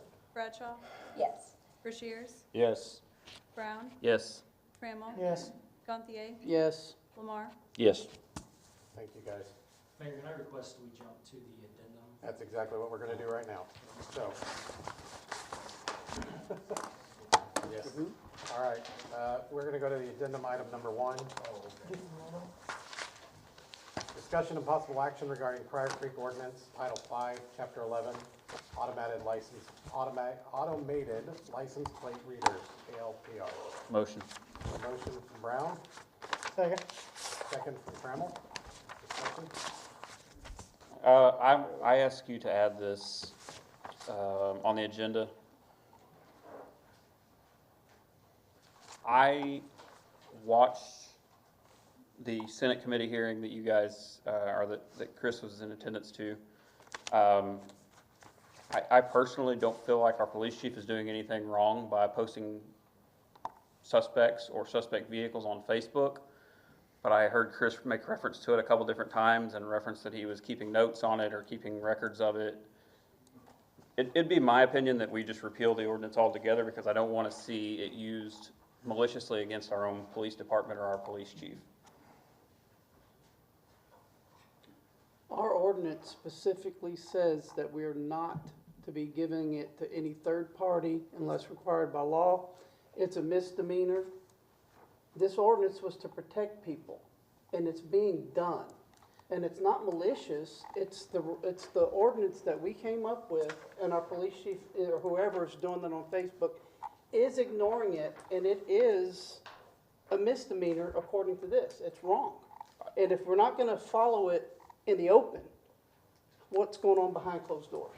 Well, I disagree with your interpretation of it, but I also think that that's exactly why it doesn't need to be on the books, is because it doesn't need to be used against him. Those cameras, which the city has paid money for, and the Cherokee Nation gave us money for, are out there to protect the public. And the way that they protect the public is by putting some of this information out here to assist the police department in doing their job. We have cut their staffing, we have cut their budgets, we have continued to fund this program, and the last thing that I want to see it happen is for us to weaponize it and use it against our own police department. Well, they're weaponizing it by using data that's not supposed to go out against us. We put this to protect people's rights. That's why the council come up with this. And when it's being circumvented, it's a hindrance. I don't feel like we're violating anybody's rights by posting something that you have no expectation of privacy out in the public. A license plate is legally required to be on your vehicle. Chris, I was present on this council when we put this ordinance in place and when we discussed this. And the intent, I remember at that time, was to prevent the flock company from selling it to a third party. We have no proof or evidence of that. The issue was not to use it. The only intent of that was to not for flock, not to sell it. So why do we have section F1? The police department shall develop and maintain a department policy regarding the use of license plate readers and the data collected. The policy must be consistent with federal, state, and local ordinances. It was So where is the policy? It was also to protect the people. Do you have a policy in place? And what is your policy conflict with? I'd have to pull it. With see that? exactly what it reads. I don't have it on hand. So it'd be Lexipol, but no, it'd be off of Lexipol, which is not. Can I explain the process of how a flock camera works? Because there's two systems that actually work with a flock camera. The first is the flock technology. All that does is take a picture and then translate this tag into a number from a photo. That's all the flock camera does. That number then goes to the police department. The police department has access to a database that is not public record. In fact, there's a special federal law specifically against it, which, for example, if you're in a car accident and you don't have the information for the other person, the police department can't give you the driver's information because of this law. Some people run into that if charges aren't pressed. So their policy goes, I don't know what the exact wording is, but it goes along with that. It follows that federal law regarding the information. So an example of this is for an open records request, and this technology is developing, but it's my opinion, if someone does an open records request for a flock camera and says, I want whatever came through at this date and time, they might be able to get the photographs, but they don't get to know who owns that car or anything like that. It'd be the same as if they did it on a body cam. They can get the access of whatever the video was, but they don't get to know the information that the police department got off that body cam. So there's two systems that, when we say flock camera in discussion, I think we've been talking about two systems as one, and it's not, you have to break them down, if that makes sense. Right, because just because you have a picture of a tag or a car, that's just a photograph. It doesn't give you any specific information to the public about who owned that car or what the car was registered to, etc. That's also on Facebook. It's also listed on Facebook. Public record on an arrest. If it was used in an arrest, then it's public record. And I'm giving you guys tons of case law here, and one of the main ones, I mean, shoot, this was from the 70s. Basically, a person in an automobile on a roadway has no right to privacy. So you can disagree with it. I have no problem with disagreeing with it, but the law is extremely clear regarding privacy on a roadway. And I don't know if you guys read my opinion. There were several things. I gave my opinion, but I also said, look, the person that deals with this is this guy in his office. So this is Matt Ballard, for those who don't know, he's your district attorney. So he's gracious enough to come if anyone has questions about how his office handles them. He's here tonight. Your flock camera, if you have a tag number that was in some sort of a crime, and you put that information into the system that the flock camera sends its information to, then it don't really care about all these other tags that goes by. It's looking for tags that have been Entered in the system. entered into the system to try to be found, correct? Yes, you either have to put the tag number in, search reason, or the details, the characteristics that you're looking for. We have to enter the information for the algorithm. And then, right, it doesn't give you any information. It gives you a picture of the rear of the car. You have to take that information, go back to our OLED's computer, which is CGI's protected, and run that information through our own system, which we do all the time anyway. No different than on your driver's license or your So criminal what history. happens when our TV all of a sudden pops up and we have a kidnapping or we have a silver, alert or something, and they give the license plate across everybody's TV that says, please be on the lookout for this individual tag. What is that legal? Yeah, it's the rear of the vehicle. Well, Mr. DA's here, and you could probably expound on that. Yeah, I mean, I'm happy to talk about, I know what everybody is thinking here is what this meeting's missing is one more attorney. But I'm happy to jump in and however I can be of assistance to let you know how we use LPRs. I mean, why I was part of the group that created what's called the UVED system that I know has been the subject of a lot of discussion about. That statute has a provision that limits the use of that system to the UVED system unless otherwise authorized by law. So maybe I'll start there just real quick to let you guys know. So as Chase said, I'm the district attorney. I've been at DA since just celebrated 10 years since 2015. I was a part of the group that implemented the UVED system. And the reason for that was statewide there was an enormous problem with uninsured motorists. Oklahoma was one of the highest uninsured motorists On that, in the state. it's that Title 47, 706.1 that they're talking about, uninsured motorists. Yeah, it's in a separate title from city. I mean, it deals specifically with traffic infractions. We went to the legislature, unveiled a program to put cameras across the state. I mean, that will be in stationary positions to register license plates that are fed into a state system of insured motorists to match those plates up. It took a long time to do that. I mean, we had to work with the insurance department, had to work with getting a database established. As part of that, there were questions that, okay, are you building a database to utilize for law enforcement across the state? And we said, no, that's not at all what we're doing. We had no notion of doing anything what the flock cameras are doing. We're like, this is a completely separate system from flock, from what the feds use, from what anybody uses.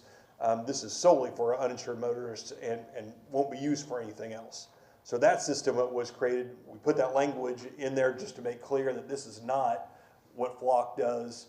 And our thought, I mean, frankly, it's one of those unintended consequences things. We put it in there just to allay that concern, never thinking that, fast forward 6-7 years, people would say, oh, that language means that you can't use them for flocks or for anything else. That was never the intent. But, that's where we are. And since then, I mean, I will say, I mean, LPRs in general, I mean, the UVED program has been tremendously successful. I was looking at numbers today that there have been 123,000 citizens that have been enrolled in that program. We've cut uninsured motorists by 36% statewide. Huge success, but that's completely separate from what you're doing. So what I'm here tonight, though, is to answer questions. I can explain how we've utilized this. The good news is that you got a very good city attorney here. So what I'm not here for is to give you legal advice. That's what Chase is very good at. Chase and I have worked together on a number of different things over the years. And against each other. Yes, well, on both sides. But you're very fortunate of that. So I'm not here to give you legal advice. I'm not here that there's a policy decision to be made here about the use of LPRs. I'm not here to advocate for that. But I'm here to tell you, here's how my office utilizes them. And I will tell you, it is a critical component of what we're doing. I have investigators that have utilized LPRs. I think a lot of you know Branson Perry. Branson was one of my investigators. He was cross-commissioned with OBN, with the Oklahoma Bureau of Narcotics, had a license plate reader in his vehicle, had access to systems, and did some pretty amazing things as a result of that. Just to give you one example, he was driving to Oklahoma City, and his LPR is reading tags as he's driving along, registered one that was flagged in the system as potential human trafficking, drug trafficking, radioed ahead to let other officers know, because he was going the other way on the turnpike, let officers know, hey, this could happen, this vehicle's coming there, you may want to look at it. There was a traffic stop performed. Vehicle had a number of illegal aliens in it and a large quantity of marijuana. That wouldn't have happened. I mean, we wouldn't have had that traffic stop without LPRs. So it's something that we've utilized. Plenty more examples of how we've utilized it. You know, what I've told people, I mean, here in Pryor, just a few years ago, we had a homicide where we're looking for the suspect, and we did it, you guys did it the old-fashioned way, went and pulled cameras. Just, you know, this was before we had access to LPRs, went and pulled cameras and had a description of a vehicle, went to businesses and said, hey, we'll look at your footage, try to trace where it is. If we had LPRs, that would have been able to short circuit all of that. So I'm just here to tell you that they're valuable for law enforcement. I can speak to that, but then, you know, their policy decisions or legal decisions, there are things that you have to decide. They're outside of that, but we've utilized them. I believe they are constitutional and legal. We'll continue to utilize them. I mean, that's something that, like anything, we'll fight it in court. People push back against that, and that's fine. I mean, that's what we'll do, but we're going to utilize them because they're critical. You know, other agencies have them, other agencies use them, and we're going to use those. So if you have them and you send cases our way as a result, we're going to move forward with them. If you don't, we'll make do. But they're a critical tool, and so I'm here to answer any questions you have and see if there's anything that I can help on this discussion. Wasn't there something brought up in Tulsa just here recently, maybe last day or two, about their cameras? Yes, they won't release the location of where they have them. There was an open records request on that, and they're not releasing where they are. And in our situation, we're totally transparent and above board of where they were. So there's nothing hiding about it at all. Can I throw this out real quick? I mean, we've said in this chamber several times now talking about the legality of these things, and I think everyone, through their votes, the public knows what our positions are. I don't think that's the intent tonight with these two agenda items, is to again re-debate the legality of these cameras. I think the intent is, number one, the city ordinance, and then number two, whether we want to continue with the placement on ODOT right-of-ways. And that is definitely the conversation I want to have tonight, is what are the implications of us following it and or not following it. But to continue to rehash the legality, it's not going to get us anywhere. It's not going to get any council anywhere. Correct me if I'm wrong, you're the attorneys. The only way you're ever going to prove the legality of these is through the court system, not through the municipal city council system. I would just like to throw that out there. 100%, I put it on here, I'm not even the one fighting, I said my stance. I said my stance and it hasn't changed. So what action can I say that we would love to? My motion is to repeal it. And do you want to replace it with some other ordinance or just repeal it altogether? I will amend my motion to repeal Title V, Chapter 11 altogether. Further discussion on that? Who seconded it, though? Trammell. I seconded the motion. I didn't second the motion to repeal. I just seconded the motion to Yeah, discuss the it. original motion to discuss, you seconded. That's Yeah. what I meant. You can. I mean, So the motion is to repeal it, the whole or ordinance. just to discuss it? Repeal it. Okay, and you're seconding it. No, Who seconded it?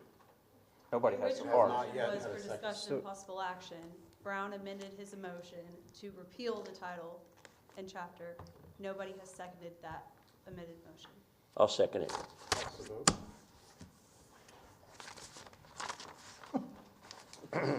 Bradshaw, Yes. Rushiers, No. Brown, Yes. Trammell, No. Gantier, No. Lamar, Yes. Shropshire, Yes. All right. Appreciate it. Thank you, Thomas. Appreciate it. Item 2, discussion and possible action regarding the placement and location of ALPR cameras within the city of Pryor Creek. Motion. Have a motion from Brown, Second. second from Charles. Yep. Discussion. This one gets a little more complicated as far as what's involved. So, I guess my concern here is, and ODOT has requested, directed, whatever, us to remove them from their right-of-ways. I guess there's some additional statutes out there that may not require us to do that. So, here's where I want to get to the bottom of this, and just, if ODOT has directed us to do that, and we don't do it, can they sue us to do that? And if they do, can you give us an estimate of how much it's gonna cost I think there's, to defend that lawsuit? yeah, I think there's a couple things. So first, I don't think they actually have to sue. I think they have a statute that says they can go remove anything that they have declared an impediment. I think they probably would sue just to cover their own butt because they want to make sure they don't do the wrong thing. So I think that gives us two things. One, we could file a injunction asking for the court to say they're not an impediment, or ODOT can file one that says it is an impediment. It's the same relief, just the opposite request. Whoever files first, I don't know. As far as getting through that, you're not gonna need a trial. This is gonna be on paper. Minimal, Can, $3,000? can I make a point, though? ODOT has not said that they're impediment. And I don't know what they've said. ODOT's official statement is, the Oklahoma Department of Transportation is working with local government officials across the state to make sure that there is a clear understanding of current state statute regarding the installation of automatic license plate readers along state highway right-of-ways. The use of these camera systems is only statutorily authorized for verifying vehicle insurance. Any other use of these camera systems is not authorized for installation on the state highway rights-of-way. ODOT appreciates cooperation of local authorities in removing these cameras from state highway rights-of-way. We have just listened about how that program is not the same thing as saying that these cameras are not allowed. ODOT is not saying they're impediment. ODOT is not saying they're an encroachment. ODOT's saying we read this statute to be that they're illegal. So I was told that I say this secondhand because I have not talked to ODOT at all. I was told that they told us it wasn't encroachment, So, for whatever reason. There is a second paragraph to that statement. I had no idea. Do we have a letter from them that well, said I was gonna say, you have to I'd remove like these? to read the correspondence between, I have not seen, I was just told that. if you guys would. This is the correspondence between This is their official media. Monty Smith, Trapper Parks, Jeremy Cantrell, and myself. And I'm just gonna go down, pardon the length on some of these, I try to keep them pretty short. I said to Monty Smith, who is the regional director, I believe, for District 8, Now Monty Smith's the legislative liaison. thank you. I would like to schedule a meeting with you, this is me to her, with you via Zoom to include our Chief of Police, Jeremy Cantrell. We've had some very unfinished direction apparently regarding the placement of our ALPR cameras. We by all means want to follow proper regulation regarding the placement of these devices. Chief Cantrell was waiting to hear back from Trapper, who's an engineer, regarding the maps from ODOT on your right-of-ways. He has sent the locations of all 4 cameras and has yet to hear back. Chief was told that the maps were confusing. Pryor's stand is that we desire to follow what is proper. We just need clear and precise instruction from ODOT as to where those boundaries are located. We will, and have mentioned publicly that we will, remedy the issue without delay. I would ask that we handle this between you, Trapper, myself, and Chief Cantrell. Just basically that this eliminates confusion from outside parties. You won't get any pushback from the city. There is a day next week. Trapper responded back. I tried to send the email below, but it didn't basically, the email didn't go through. He says, I'll attempt another method to get it to you this morning. Then he says, good morning, Mayor Doyle. This is about a little bit later that afternoon. You are correct in your statement below, and again, Trapper is with ODOT. He's the Oklahoma Department of Transportation District 8 engineer. You're correct in your statement below that there's some unfinished direction on my part with Chief Cantrell. The delay stems from an effort to find a user-friendly method to display where our right-of-way limits are within the city limits of Pryor Creek. Unfortunately, that proved to be substantially more challenging than I anticipated. It was my intent to have the right-of-way displayed on an interactive GIS map that could be easily navigated on aerial image for simplicity. I found that to do this, we would need each parcel deed for our right-of-way in the city. This became unfeasible. I say all of that to let you know that things have been happening behind the scenes on this, but unfortunately, I do not have much to show for it other than a lesson learned. I have reverted back to the original plan of providing our PDF right-of-way plans, which are attached, assuming the file isn't too large to transmit. I'd be happy to sit down with Chief to look over these if needed. I'm also happy to be on a Zoom if desired. I'm currently available, and he listed the dates of that Tuesday, and then he said he would be out of town on the Wednesday. I also would like to add that Chief Cantrell has been great to work with, and never did I feel like there was pushback on getting this issue resolved. He understood our stance, which was purely from a statutory perspective. Thank you for reaching out about this, and I look forward to working together. Thank you, Trapper Parks. Monty Smith says, good morning, Mayor Doyle. I'm sorry to be joining the email late. She's about an hour and a half behind everybody on that, so she's not really late. But I visited with Trapper, and he advised me that the issues with ensuring we provided the most accurate right-of-way information before sending it to Chief Cantrell. I'd be happy to meet virtually, but it appears that Trapper is providing what is needed to address the concerns. For some reason, it is determined a meeting would still be beneficial. She stands available. Thank you for reaching out to us to present the perspective. Trapper responds back. That's different. I responded back. I said, Monty, again, sorry, this Google email thing, it duplicates them all here.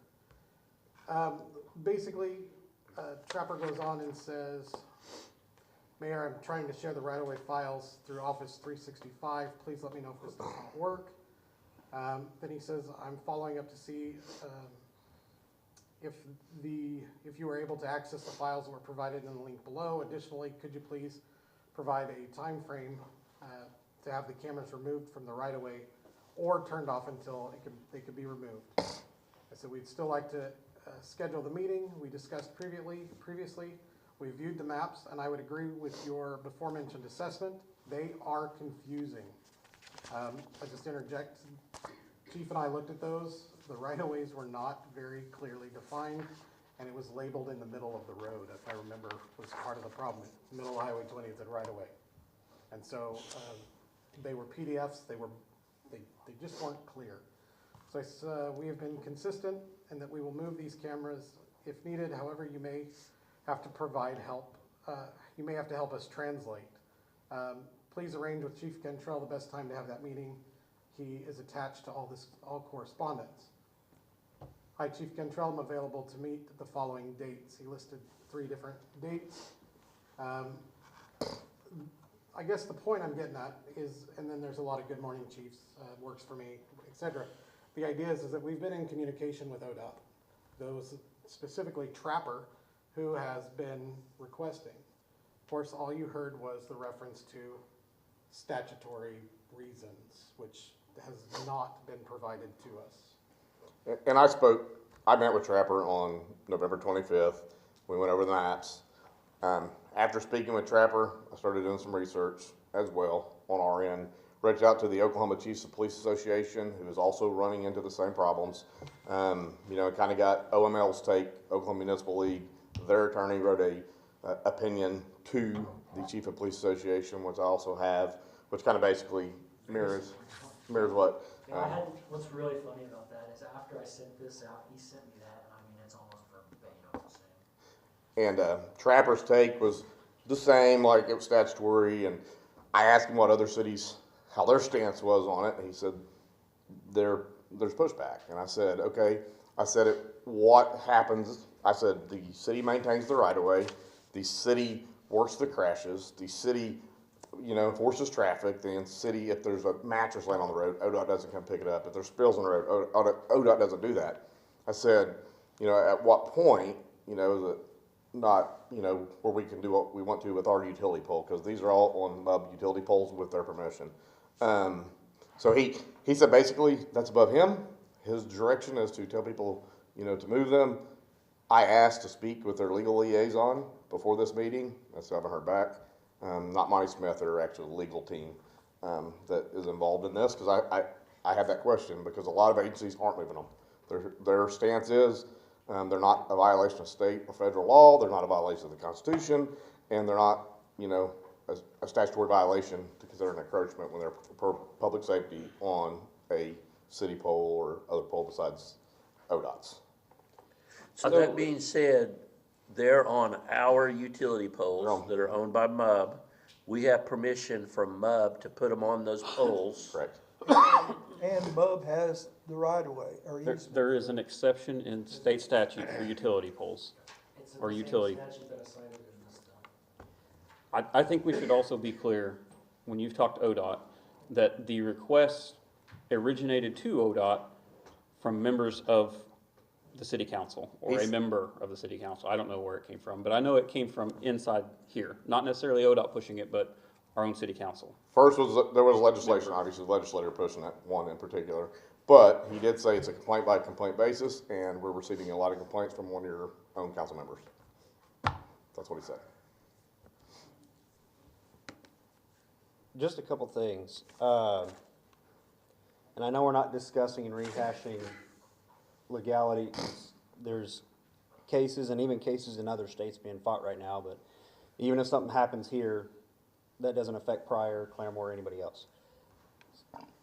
But just to preface this, number one, the reason why some of us vote the way we do, I've been 50-50 on them ever since I heard about them. And that's only because I have a family and I have young children. So I get the argument. But I also understand that if I'm a federal officer of some agency, I don't need a warrant to access any of the information. So I know you might say, well, you have no right to privacy in public, and I get that, but does a federal agent have a right to know where I've been on, Yes. well, here's what I mean, to survey me from Claremore to Pryor to Owasso and all that, Yes. without a warrant? Yes. Now, if I want cell phone data from somebody, do you have to have a Not the warrant? same thing. Well, but it's comparable. It is not, the courts have clearly held it that it's not the same. Answer for that question, but that's the short answer. Right, but here's what I'm saying, for someone to think that it's unreasonable, especially, let's say, in 50 years, for mass surveillance, that's way out of our realm. We're just a city council.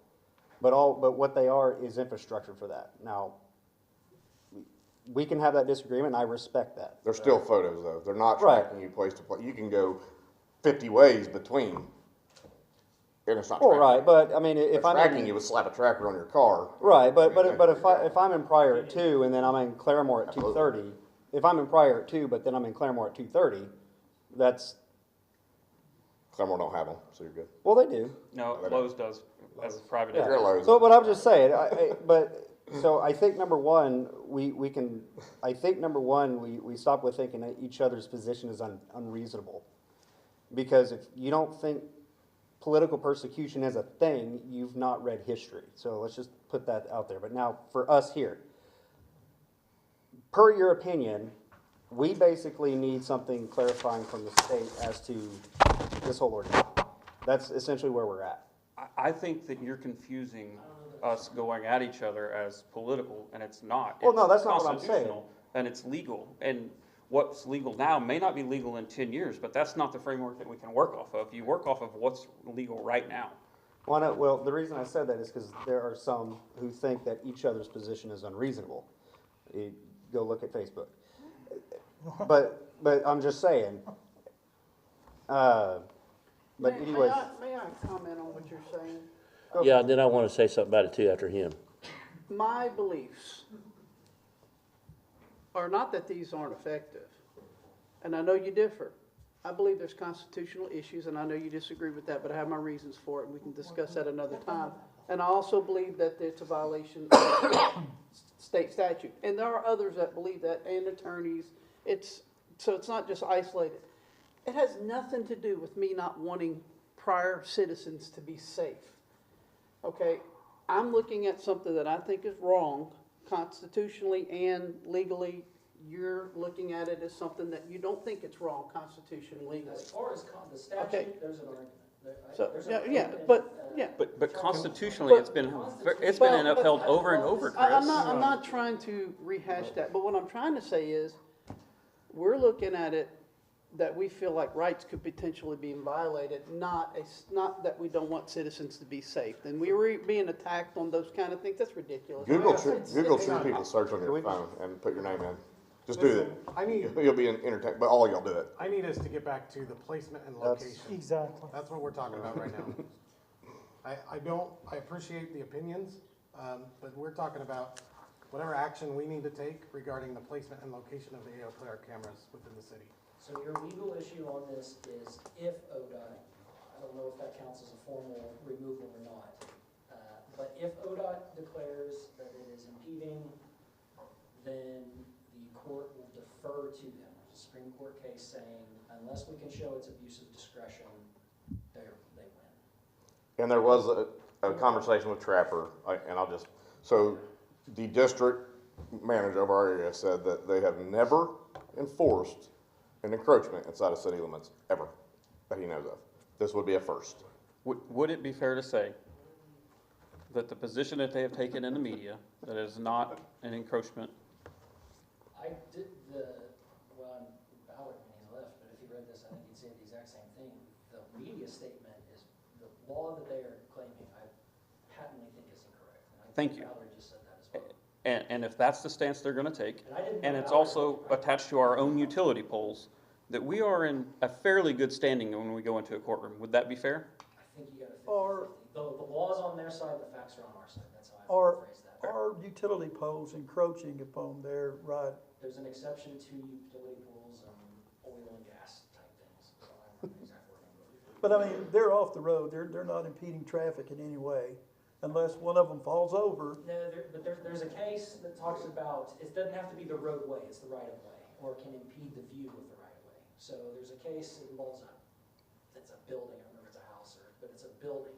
It's not on the road, but somebody built one off the edge, and there was a lawsuit over it. They couldn't see around it. And the argument was they couldn't see around it. Well, the But I facts don't think show- those cameras are causing a problem with viewing.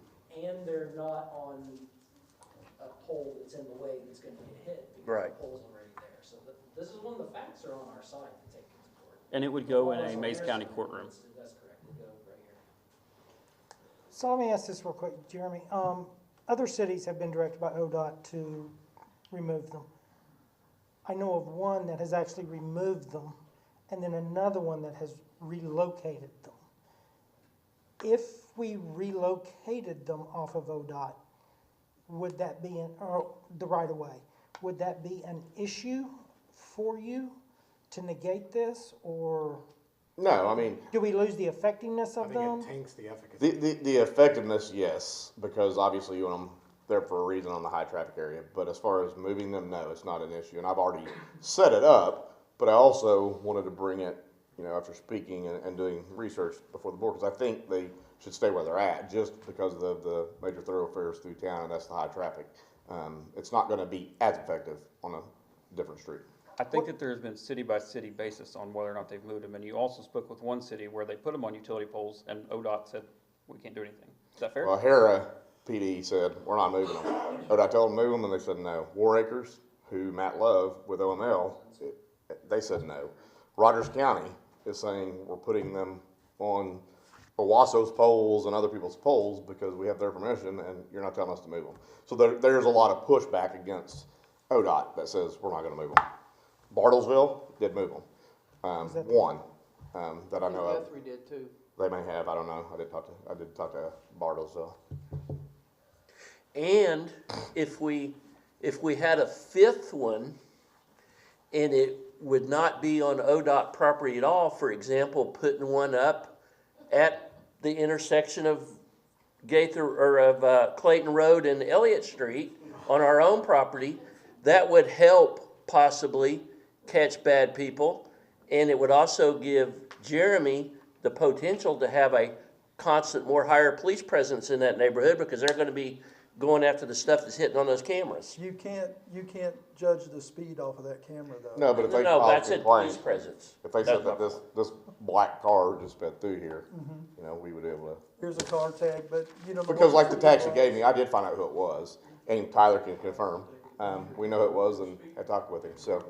I would have to say I'm in favor of probably some more, but also we don't have the money in the budget, so. Correct. It's a moot point. I personally am in favor of leaving them on the poles where they are, and if ODOT don't like it, then they can just pound sand. I would agree, and I don't want to stop discussion if Charles has questions. No, so. go ahead. Oh, what I was gonna ask is, what is the intent of this agenda item? What are we wanting to do? To get everybody to stop squawking and let Leave Jeremy them- do his job. Leave them there or move them? What is the intent? My intent would be to leave them, and then force ODOT to, you know, we can either file the action with the district court, or just say, ODOT, you file the action, and you're gonna have to file actions against every agency in the state of Oklahoma that has them there. Could we, who had the motion? I did. Okay, could you amend that motion to a positive vote would be to leave them and a negative vote would be to remove them? I was just gonna say that we don't take any action at all and just leave them alone personally, but. And I have been in contact with Trapper, and I've told him that I will let him know our decision. I mean, it's very, very transparent. It definitely blew up Facebook last week, as Mr. Shears, and I know that some other counselors know about. I just don't, I think ODOT's wrong personally, and I'm basing that off of our city attorney's opinion. I think that they're getting the law wrong based upon the district attorney's opinion and some others. I think we should leave them alone. I think they're a good tool for the police department. So, the motion for no action. That's, yes. And just to be clear, because I just asked for what your explanation was for clarification, is basically you have two sides reading the law a certain way. And that's because the legislation and the statutes are, some have said they're unclear. That's what court's for. That's, well, right, well, like, if Wagner court goes one way and Mays County goes another way, then there's, so unless the state legislature comes down and passes clarifying legislation, That's actually not the best way to do it. The best way to do it is to send it to an appeal court and let them make a ruling on it. Well, no, but what I meant by that is the state is not saying these are legal, these are not illegal. I think what's causing the confusion on these for everyone is there are multiple areas of law, and we're trying to make one rule apply to multiple areas of law, and that can't be done. There is a constitutional issue. You know my opinion on that, Matthew Howard's opinion on that. There is a state statute issue, which I think is a little bit more debatable than the constitutional issue, but I still think it's okay. Ballard, who I didn't know until he just said that, helped write that, thinks it's okay. And then there's the issue of ODOT right away, which is a civil issue, not a criminal issue. So where these come up, the two cases that I gave you, the only two cases I know of, are criminal cases and they're motions to quash under the rules of evidence and suppress evidence in a criminal case. That's a completely different issue than anything we do in this council. Right, but barring that, at the state level, there is, aside from the compulsory. That is state level. Yeah, that part, but there's no statute that says you can't use these, right? And there's, I know there was legislation to either have them banned statewide last year and legislation to say, well, this is what you can use them for, and they both failed. In my opinion, when a bill fails, it's dead. Right, I know, that's what I meant though, like. You can interpret legislation for the intent that passes and why they pass something. If something fails, I don't think you look at the intent as to why it. Well, no, I know that part, They both failed, but what I'm saying is there's nothing at the state level that's saying yay or nay. And I wish Ballard was here for this, I should have asked him when he was here. Wayne, you actually said this earlier, not even talking about this. An officer can't write a ticket for a misdemeanor that they're not in the presence of. What I think the purpose of this compulsory insurance law is, Oklahoma is one of the highest states in the country for uninsured licensed drivers. What that program created is a way that they can get people ticketed without an actual officer being present. That statute wrote an exception for that. And that's why I think that was written, if you read the whole thing in its entirety, is it made an exception for that to use a license plate reader if you participate in that program. But it also says it can be used for any other lawful purpose. There's no other definition as to what that is, which to me means anything allowed by the court. I've given you 35 pages. I don't know how many cases I cited, and that's a fraction of what I found, as to why I think any other purpose falls within what he's doing. So then there's the issue of ODOT, which is what we're actually on. Correct. And that has nothing to do, at least in my opinion, their media response, the way they've written this is wrong. That being said, this is a media response. This isn't an official communication to Pryor. This is what they send to the news. Could we read the second paragraph of the media response? Councilman Brown read the first one. The Oklahoma Department of Transportation is working with local government officials across the state to enforce current state statute regarding the installation of automated license plate readers along the state's right-of-way. While the department has no opinion on the use of these camera systems, current legislation does not allow installation on state highway property. We appreciate the cooperation of local authorities in moving these systems as necessary while the issue is being further considered by lawmakers. So what they are saying, this is where the issue comes up. The sentence, while the department has no opinion on the use of these camera systems, current legislation does not allow installation on state highway property. That's the sentence that there's going to be debate over regarding ODOT. They said, so 69 OS 1208A, right-of-way acquired by the Department of Transportation shall be held inviolate for state highway, department, or county purposes, and no physical or functional encroachments or uses shall be permitted within such right-of-way. So they're saying that these do not fall within this. I think, Councilman Brown, I don't want to speak for you, but I think what you're saying is the purpose of a state highway is driving and public safety, and it does fall within that. Correct. That's the issue that you guys are dealing with. But you're Don't putting them know that on, I can make it any more clear. you're putting them on power poles, You which, don't understand me at this point. which the MUB has an easement or a right of way to put their power poles in that, Correct. so that's a whole new I situation. think that's an added fact that would support Councilman Brown's position.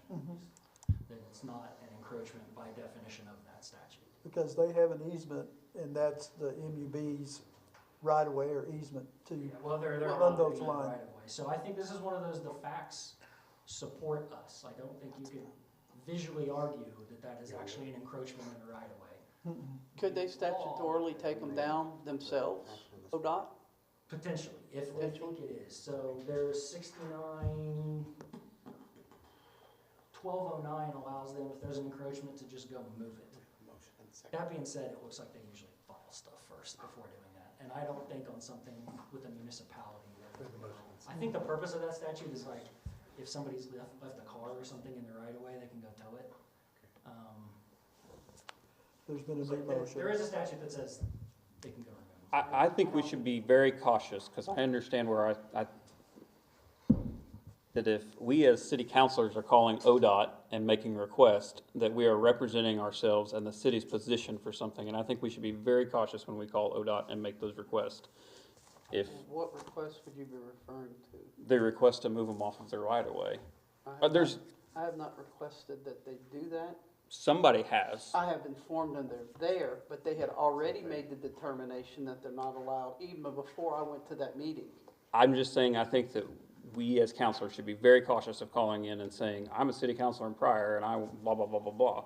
Because I think that we are unofficially representing a stance of the city at that point.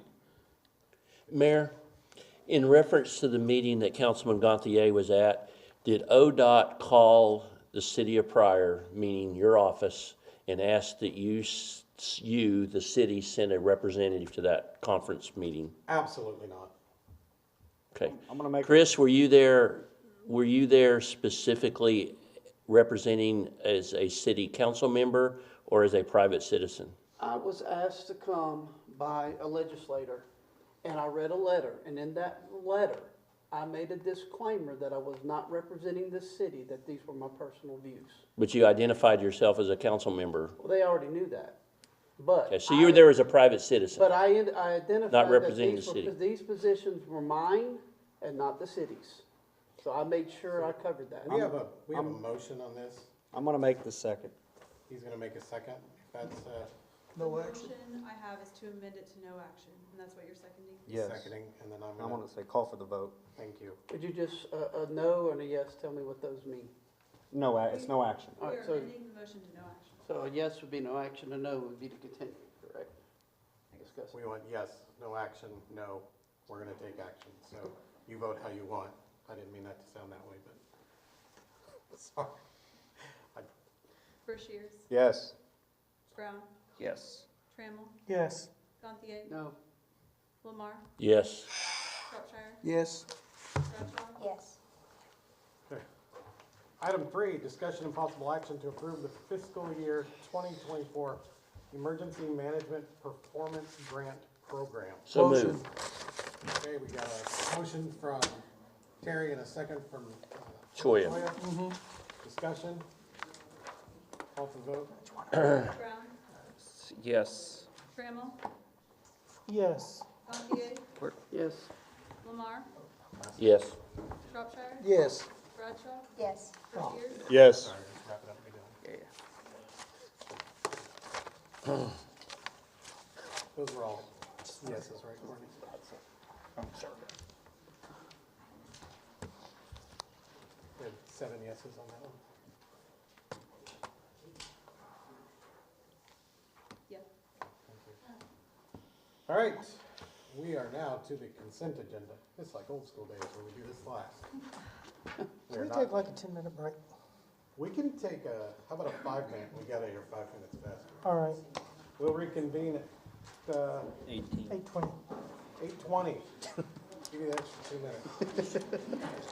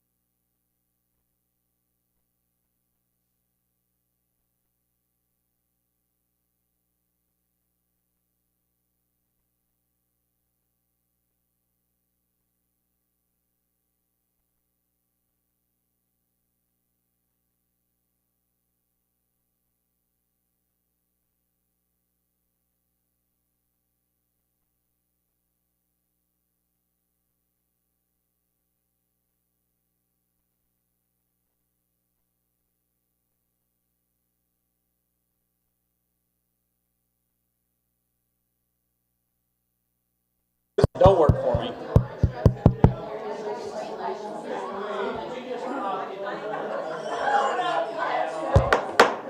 All right, we're ready to go. No, you are. Everybody else is.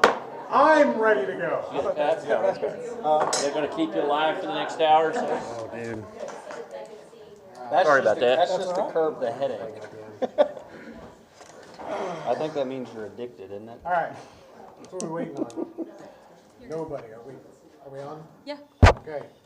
Consent agenda, I know there's a few that we need to pull. I would like to pull item I, item M. I've got, item H. What else do we have? C, C, C, Charlie. okay? A, K, and L. A, So all of them. K, and L. So, anything else? You guys down here want to pull a few? What's left? B, D, E, F, J. Motion. We have a motion for approval Second. on those. Call for the vote. That was Trammell and Gantier for the. Yes, I'm sorry, yes, it was.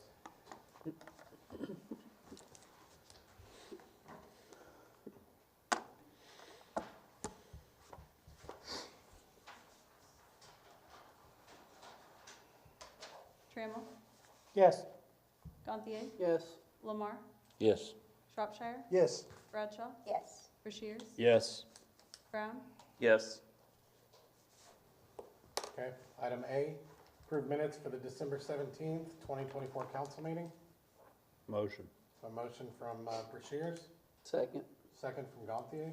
I asked this to be pulled because under Mayor's Report 4C, they talked about drafting a resolution that was tabled to today. I was just bringing it up, just a point of knowledge, something that we've got to just not forget and let slip through the cracks. Thank you. Further discussion? Refresh my memory on what that is Drafting a specifically. resolution, I believe, talking about overtime, was it? I believe that's what it was, but it was 4C. Was it the overtime or was it the spending one? It was the overtime. It was overtime. And I believe they're working on it, it just Right. hasn't been completed yet. But since it said it was supposed to be today, I was just bringing it up. Yeah. All right, call for the vote. Gantier, Yes. Lamar, Yes. Shropshire, Yes. Bradshaw, Yes. Rushiers, Yes. Brown, Yes. Trammell, Yes. Okay, item C, approve claims for purchase orders through January 7, 2025. Motion. Motion from Choya, Second. second from Brown. So, Courtney, can you just give us an update, kind of what's going on with the November and December financials? Okay, I thought this was the payroll purchase orders line item. No. November and December, Lori and I are working on November. We're pretty close to having it. There's just a few entries that I still have to do for the end of that to be wrapped up.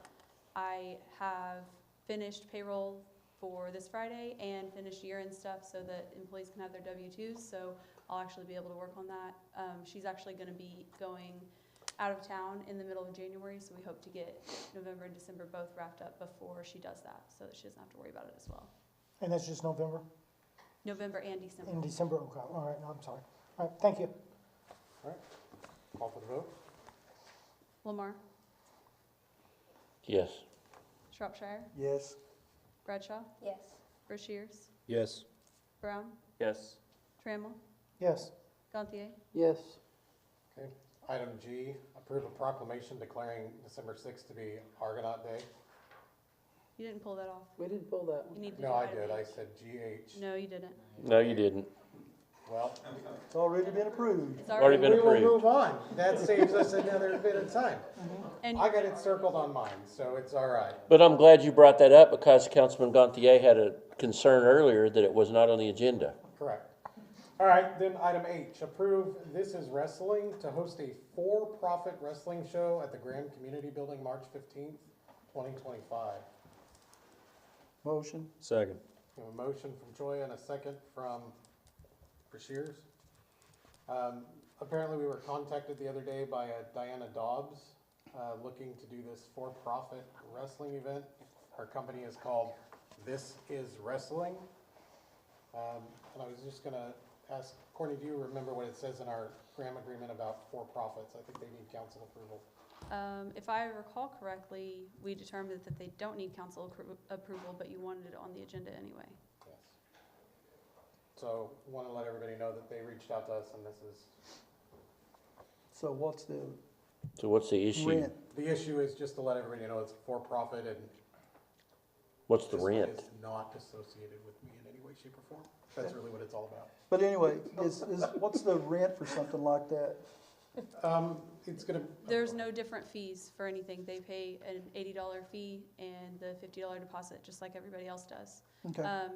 The only thing that our agreement mentions is all for-profit itinerant organizations and individuals must complete all licensing requirements as set in city ordinances prior to applying for community building use. Nothing states that it has to have council approval before use. And I'm assuming they carry their own insurance and all that kind of stuff, correct? We don't Yeah, I don't know. require I them would to, imagine, but I would yeah. assume so. Imagine if they're running a wrestling deal and they've got other shows in the state, that one would hope they have insurance. But we do not request Is the documentation. Grand of Community such. Building gonna be big enough? I was thinking in my mind. Well, it's not the micro wrestling, so smaller ring. I don't know, it's a bad joke. Just call for the vote. So if we don't have to have council approval, then we don't really even need to take any action on this, correct, Mr. Mayor? Correct. If you guys are okay with that, that's fine with me. But I do have a little problem with your comment. Thank you. All right, No Velcro. we'll just, no action on that. All right, no action? I'll go with that. Call for the vote.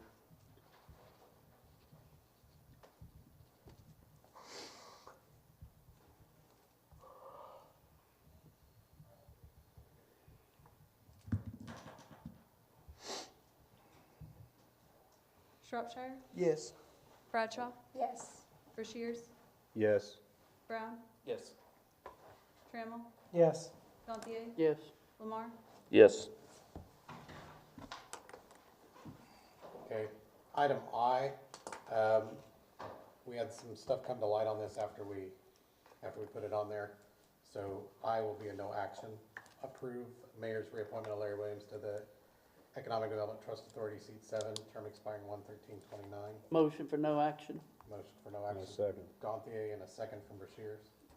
Hey, Mayor, can we point out though that it is not through any action of Mr. Williams, that it is because EDTA members are limited to 2 consecutive terms before they have to take off for.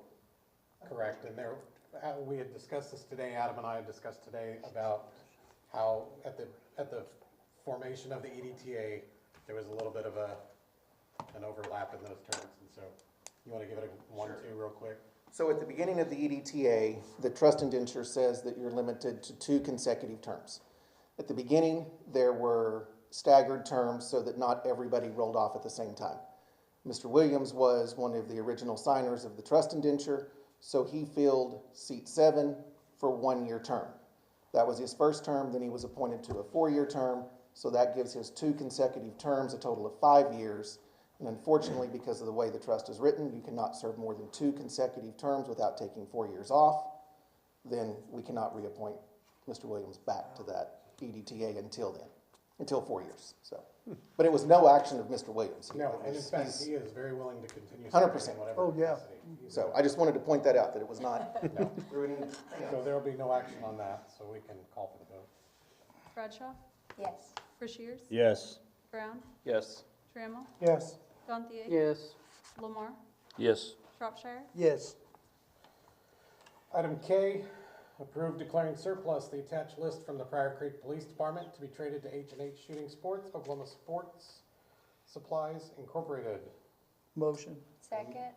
Motion from Choi and a second from Bradshaw. The list of those, handguns is on your 3rd page of your agenda. Those are the inventoried models, generation, and serial numbers for those. This is the tail end of the purchase that we did a year ago, well, roughly about a year ago. And this was the agreement that once the new ones were in place and trained, that these would be traded back to H&H for credit. My only reason for pulling it is I just didn't remember where all these funds are going for the surplus stuff, how that worked. I just was trying to refresh my memory on that, that's all. That's going to pay for the new ones. Correct, that's a credit that they gave to us. Okay. And these guns are gonna be going back to H&H, they're their guns. And then they will resell them to the officers if they wanna buy them, or they'll sell them, so. But that'll be handled totally by them, I guess. Yes, it'll be totally, it's nothing to the city. All right, further discussion, if none, go ahead and call for the vote.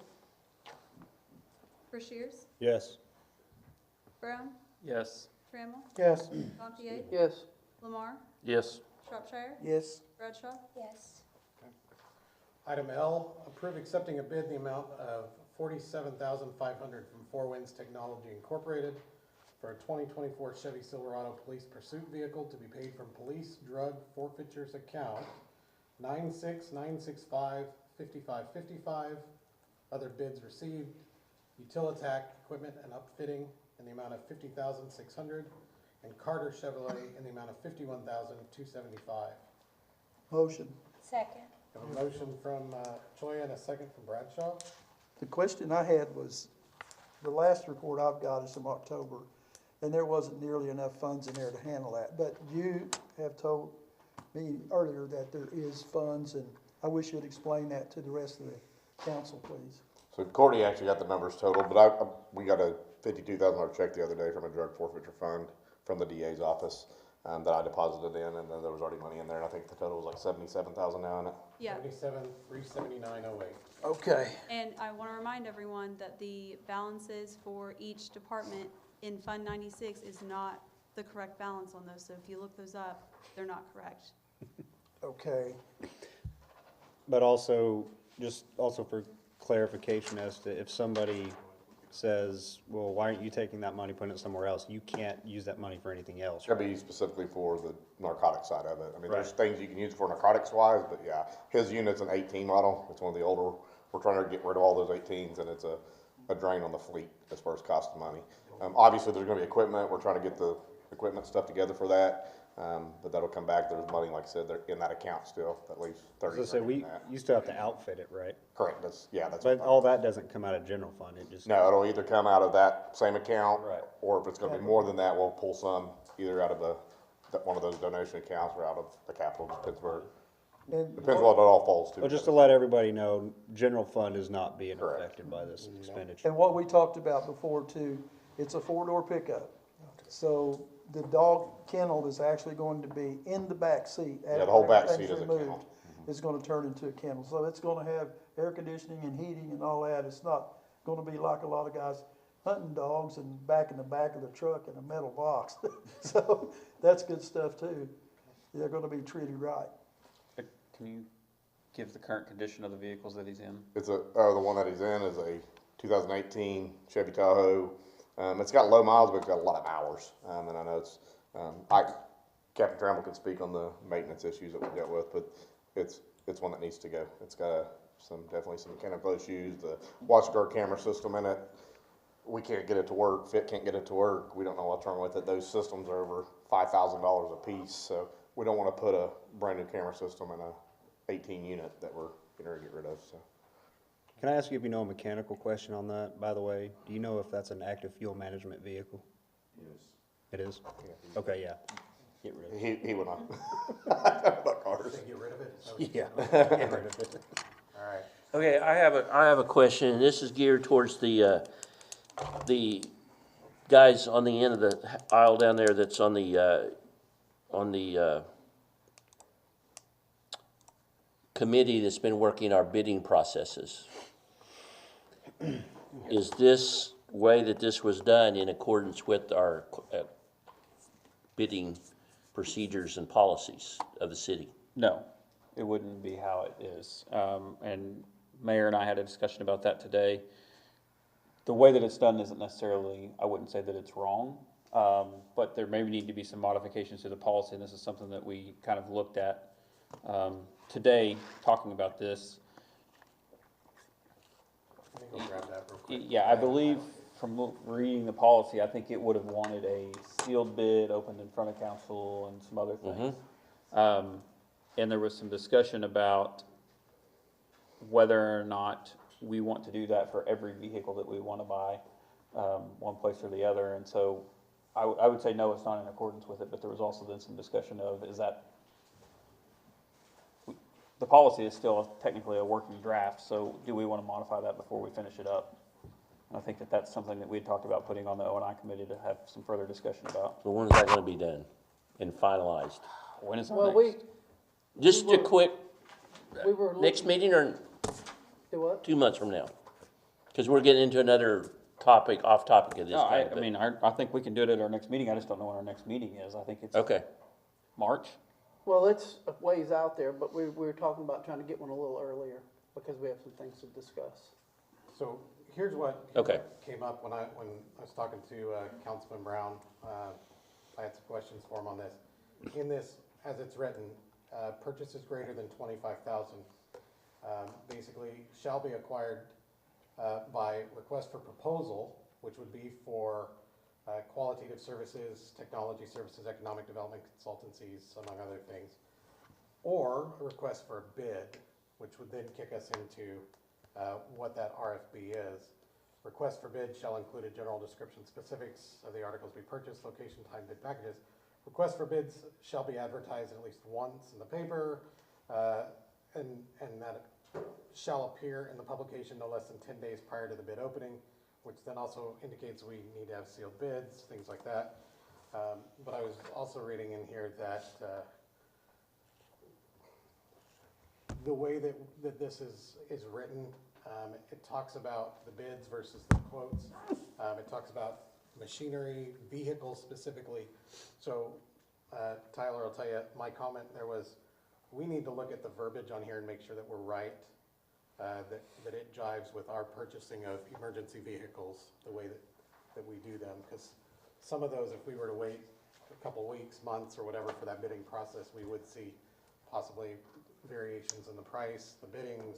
Yeah, well, just because like with the 3 Tahoes, if you Typically, they would be didn't state jump on contract. Well, yeah, that, but typically they would be state contract pricing. The reason this one's not is because it's got 900 miles on it, so it's technically used, which then throws us, I mean, we're saving about, I think, $3,500 by basically getting the same truck. so what you read there is the draft. This is the draft, and I think what the take back from that is that, you know, as we go through and we're doing these large purchases, please understand that we do get, and I wanna throw an accolade to her. Phyllis Llewellyn has been watching and guiding and giving very good direction on this, and had kind of, hey, maybe look at these things. And so as we take the input from that she has with her knowledge of purchasing and acquisitions, looking at it and realizing that as we write this policy, there's things that we might need to look at changing not so they work to our favor, but so they work for our business and the way that we want to do that. So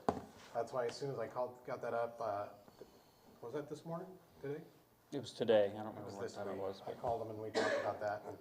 And, Mayor, I don't want to digress too far from that because that's another thing from this, but it's kind of tied in with it since you read it.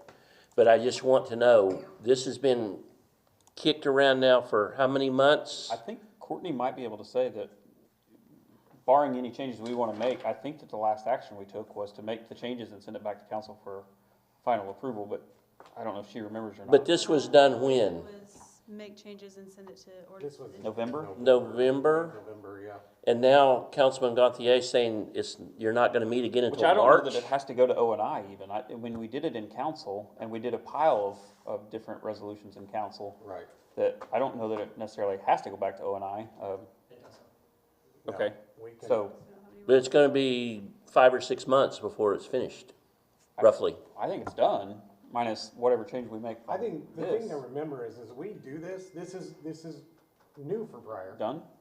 I would like to look at that tomorrow and not answer your question tonight.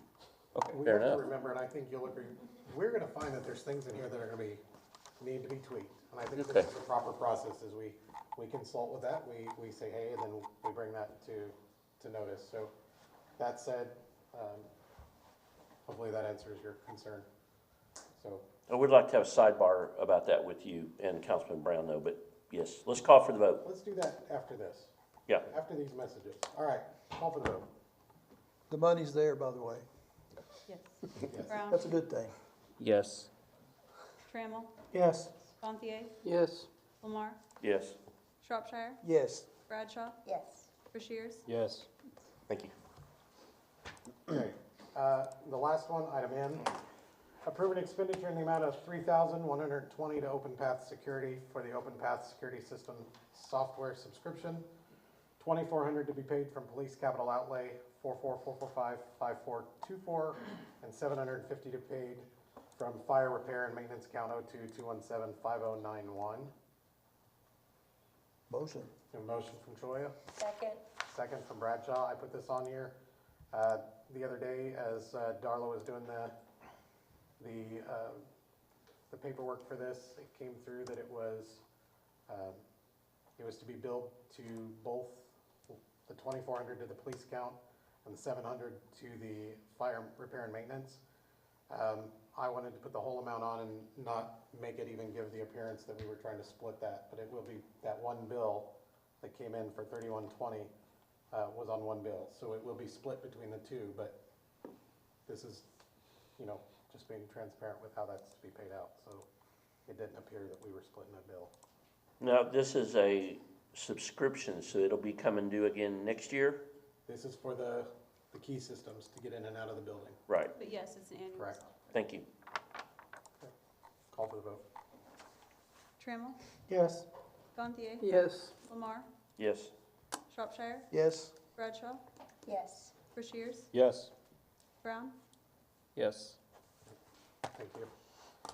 Item 6, discussion regarding use of city property for personal purposes. Motion. Second. Motion from Brown, second from Bashir.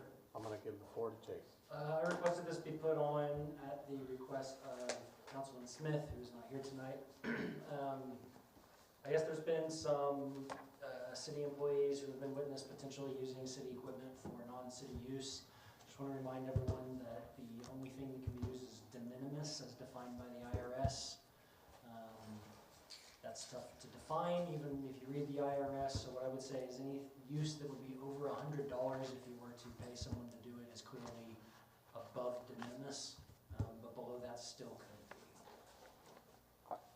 That's the IRS definition.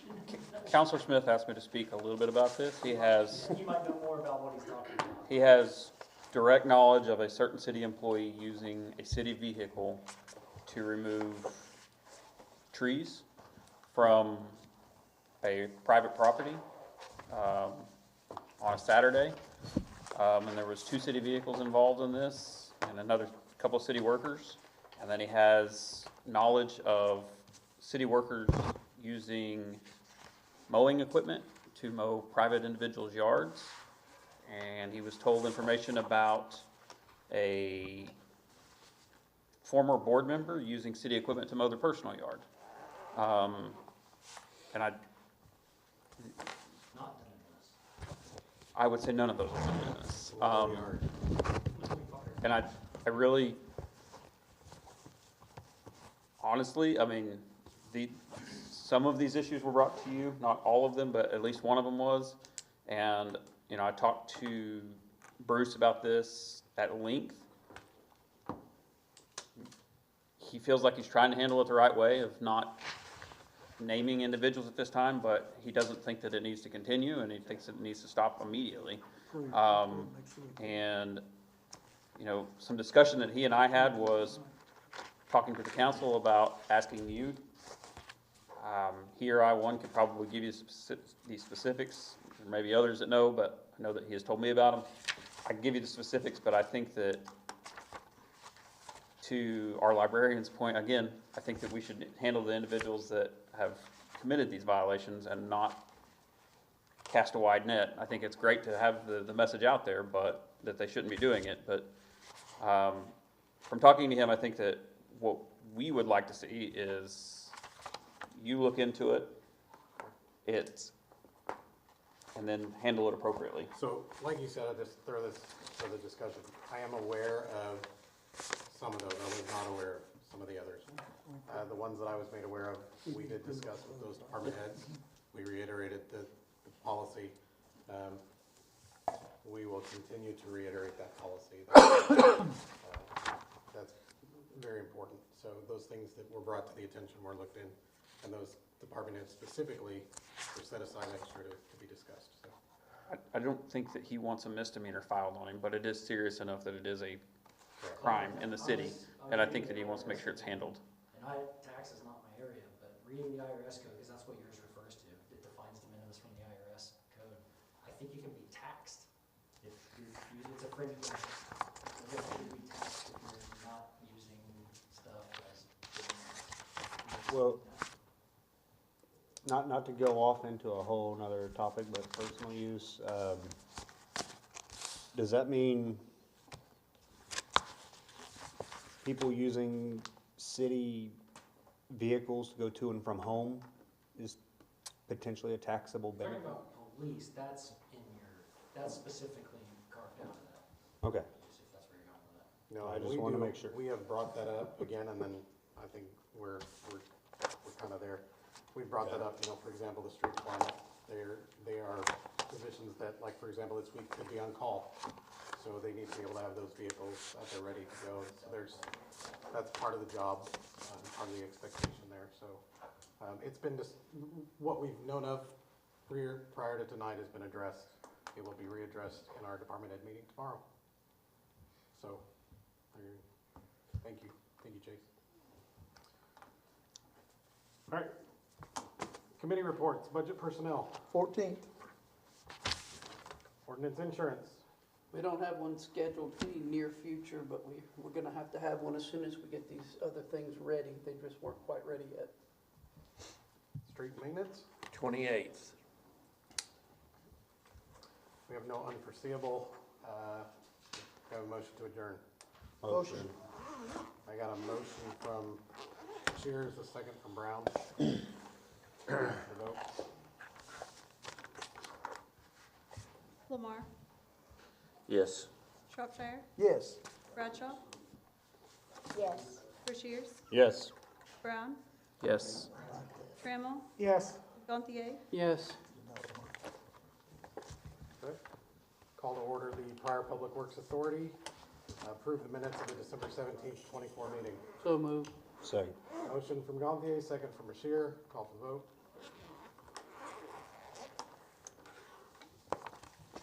Shropshire, Yes. Bradshaw, Yes. Rushiers, Yes. Brown, Yes. Trammell, Yes. Gantier, Yes. Lamar, Yes. No unforeseeable. Do I have a motion to adjourn? Motion. Second. Motion from Bashir, second from Charles. No, Chris. Was it Chris? I'm sorry. How dare you? Whatever it was. Call for the That you vote. wouldn't vote. Bradshaw, Yes. Rushiers, Yes. Brown, Yes. Trammell, Yes. Gantier, Yes. Lamar, Yes. Shropshire, Yes. Adjourn.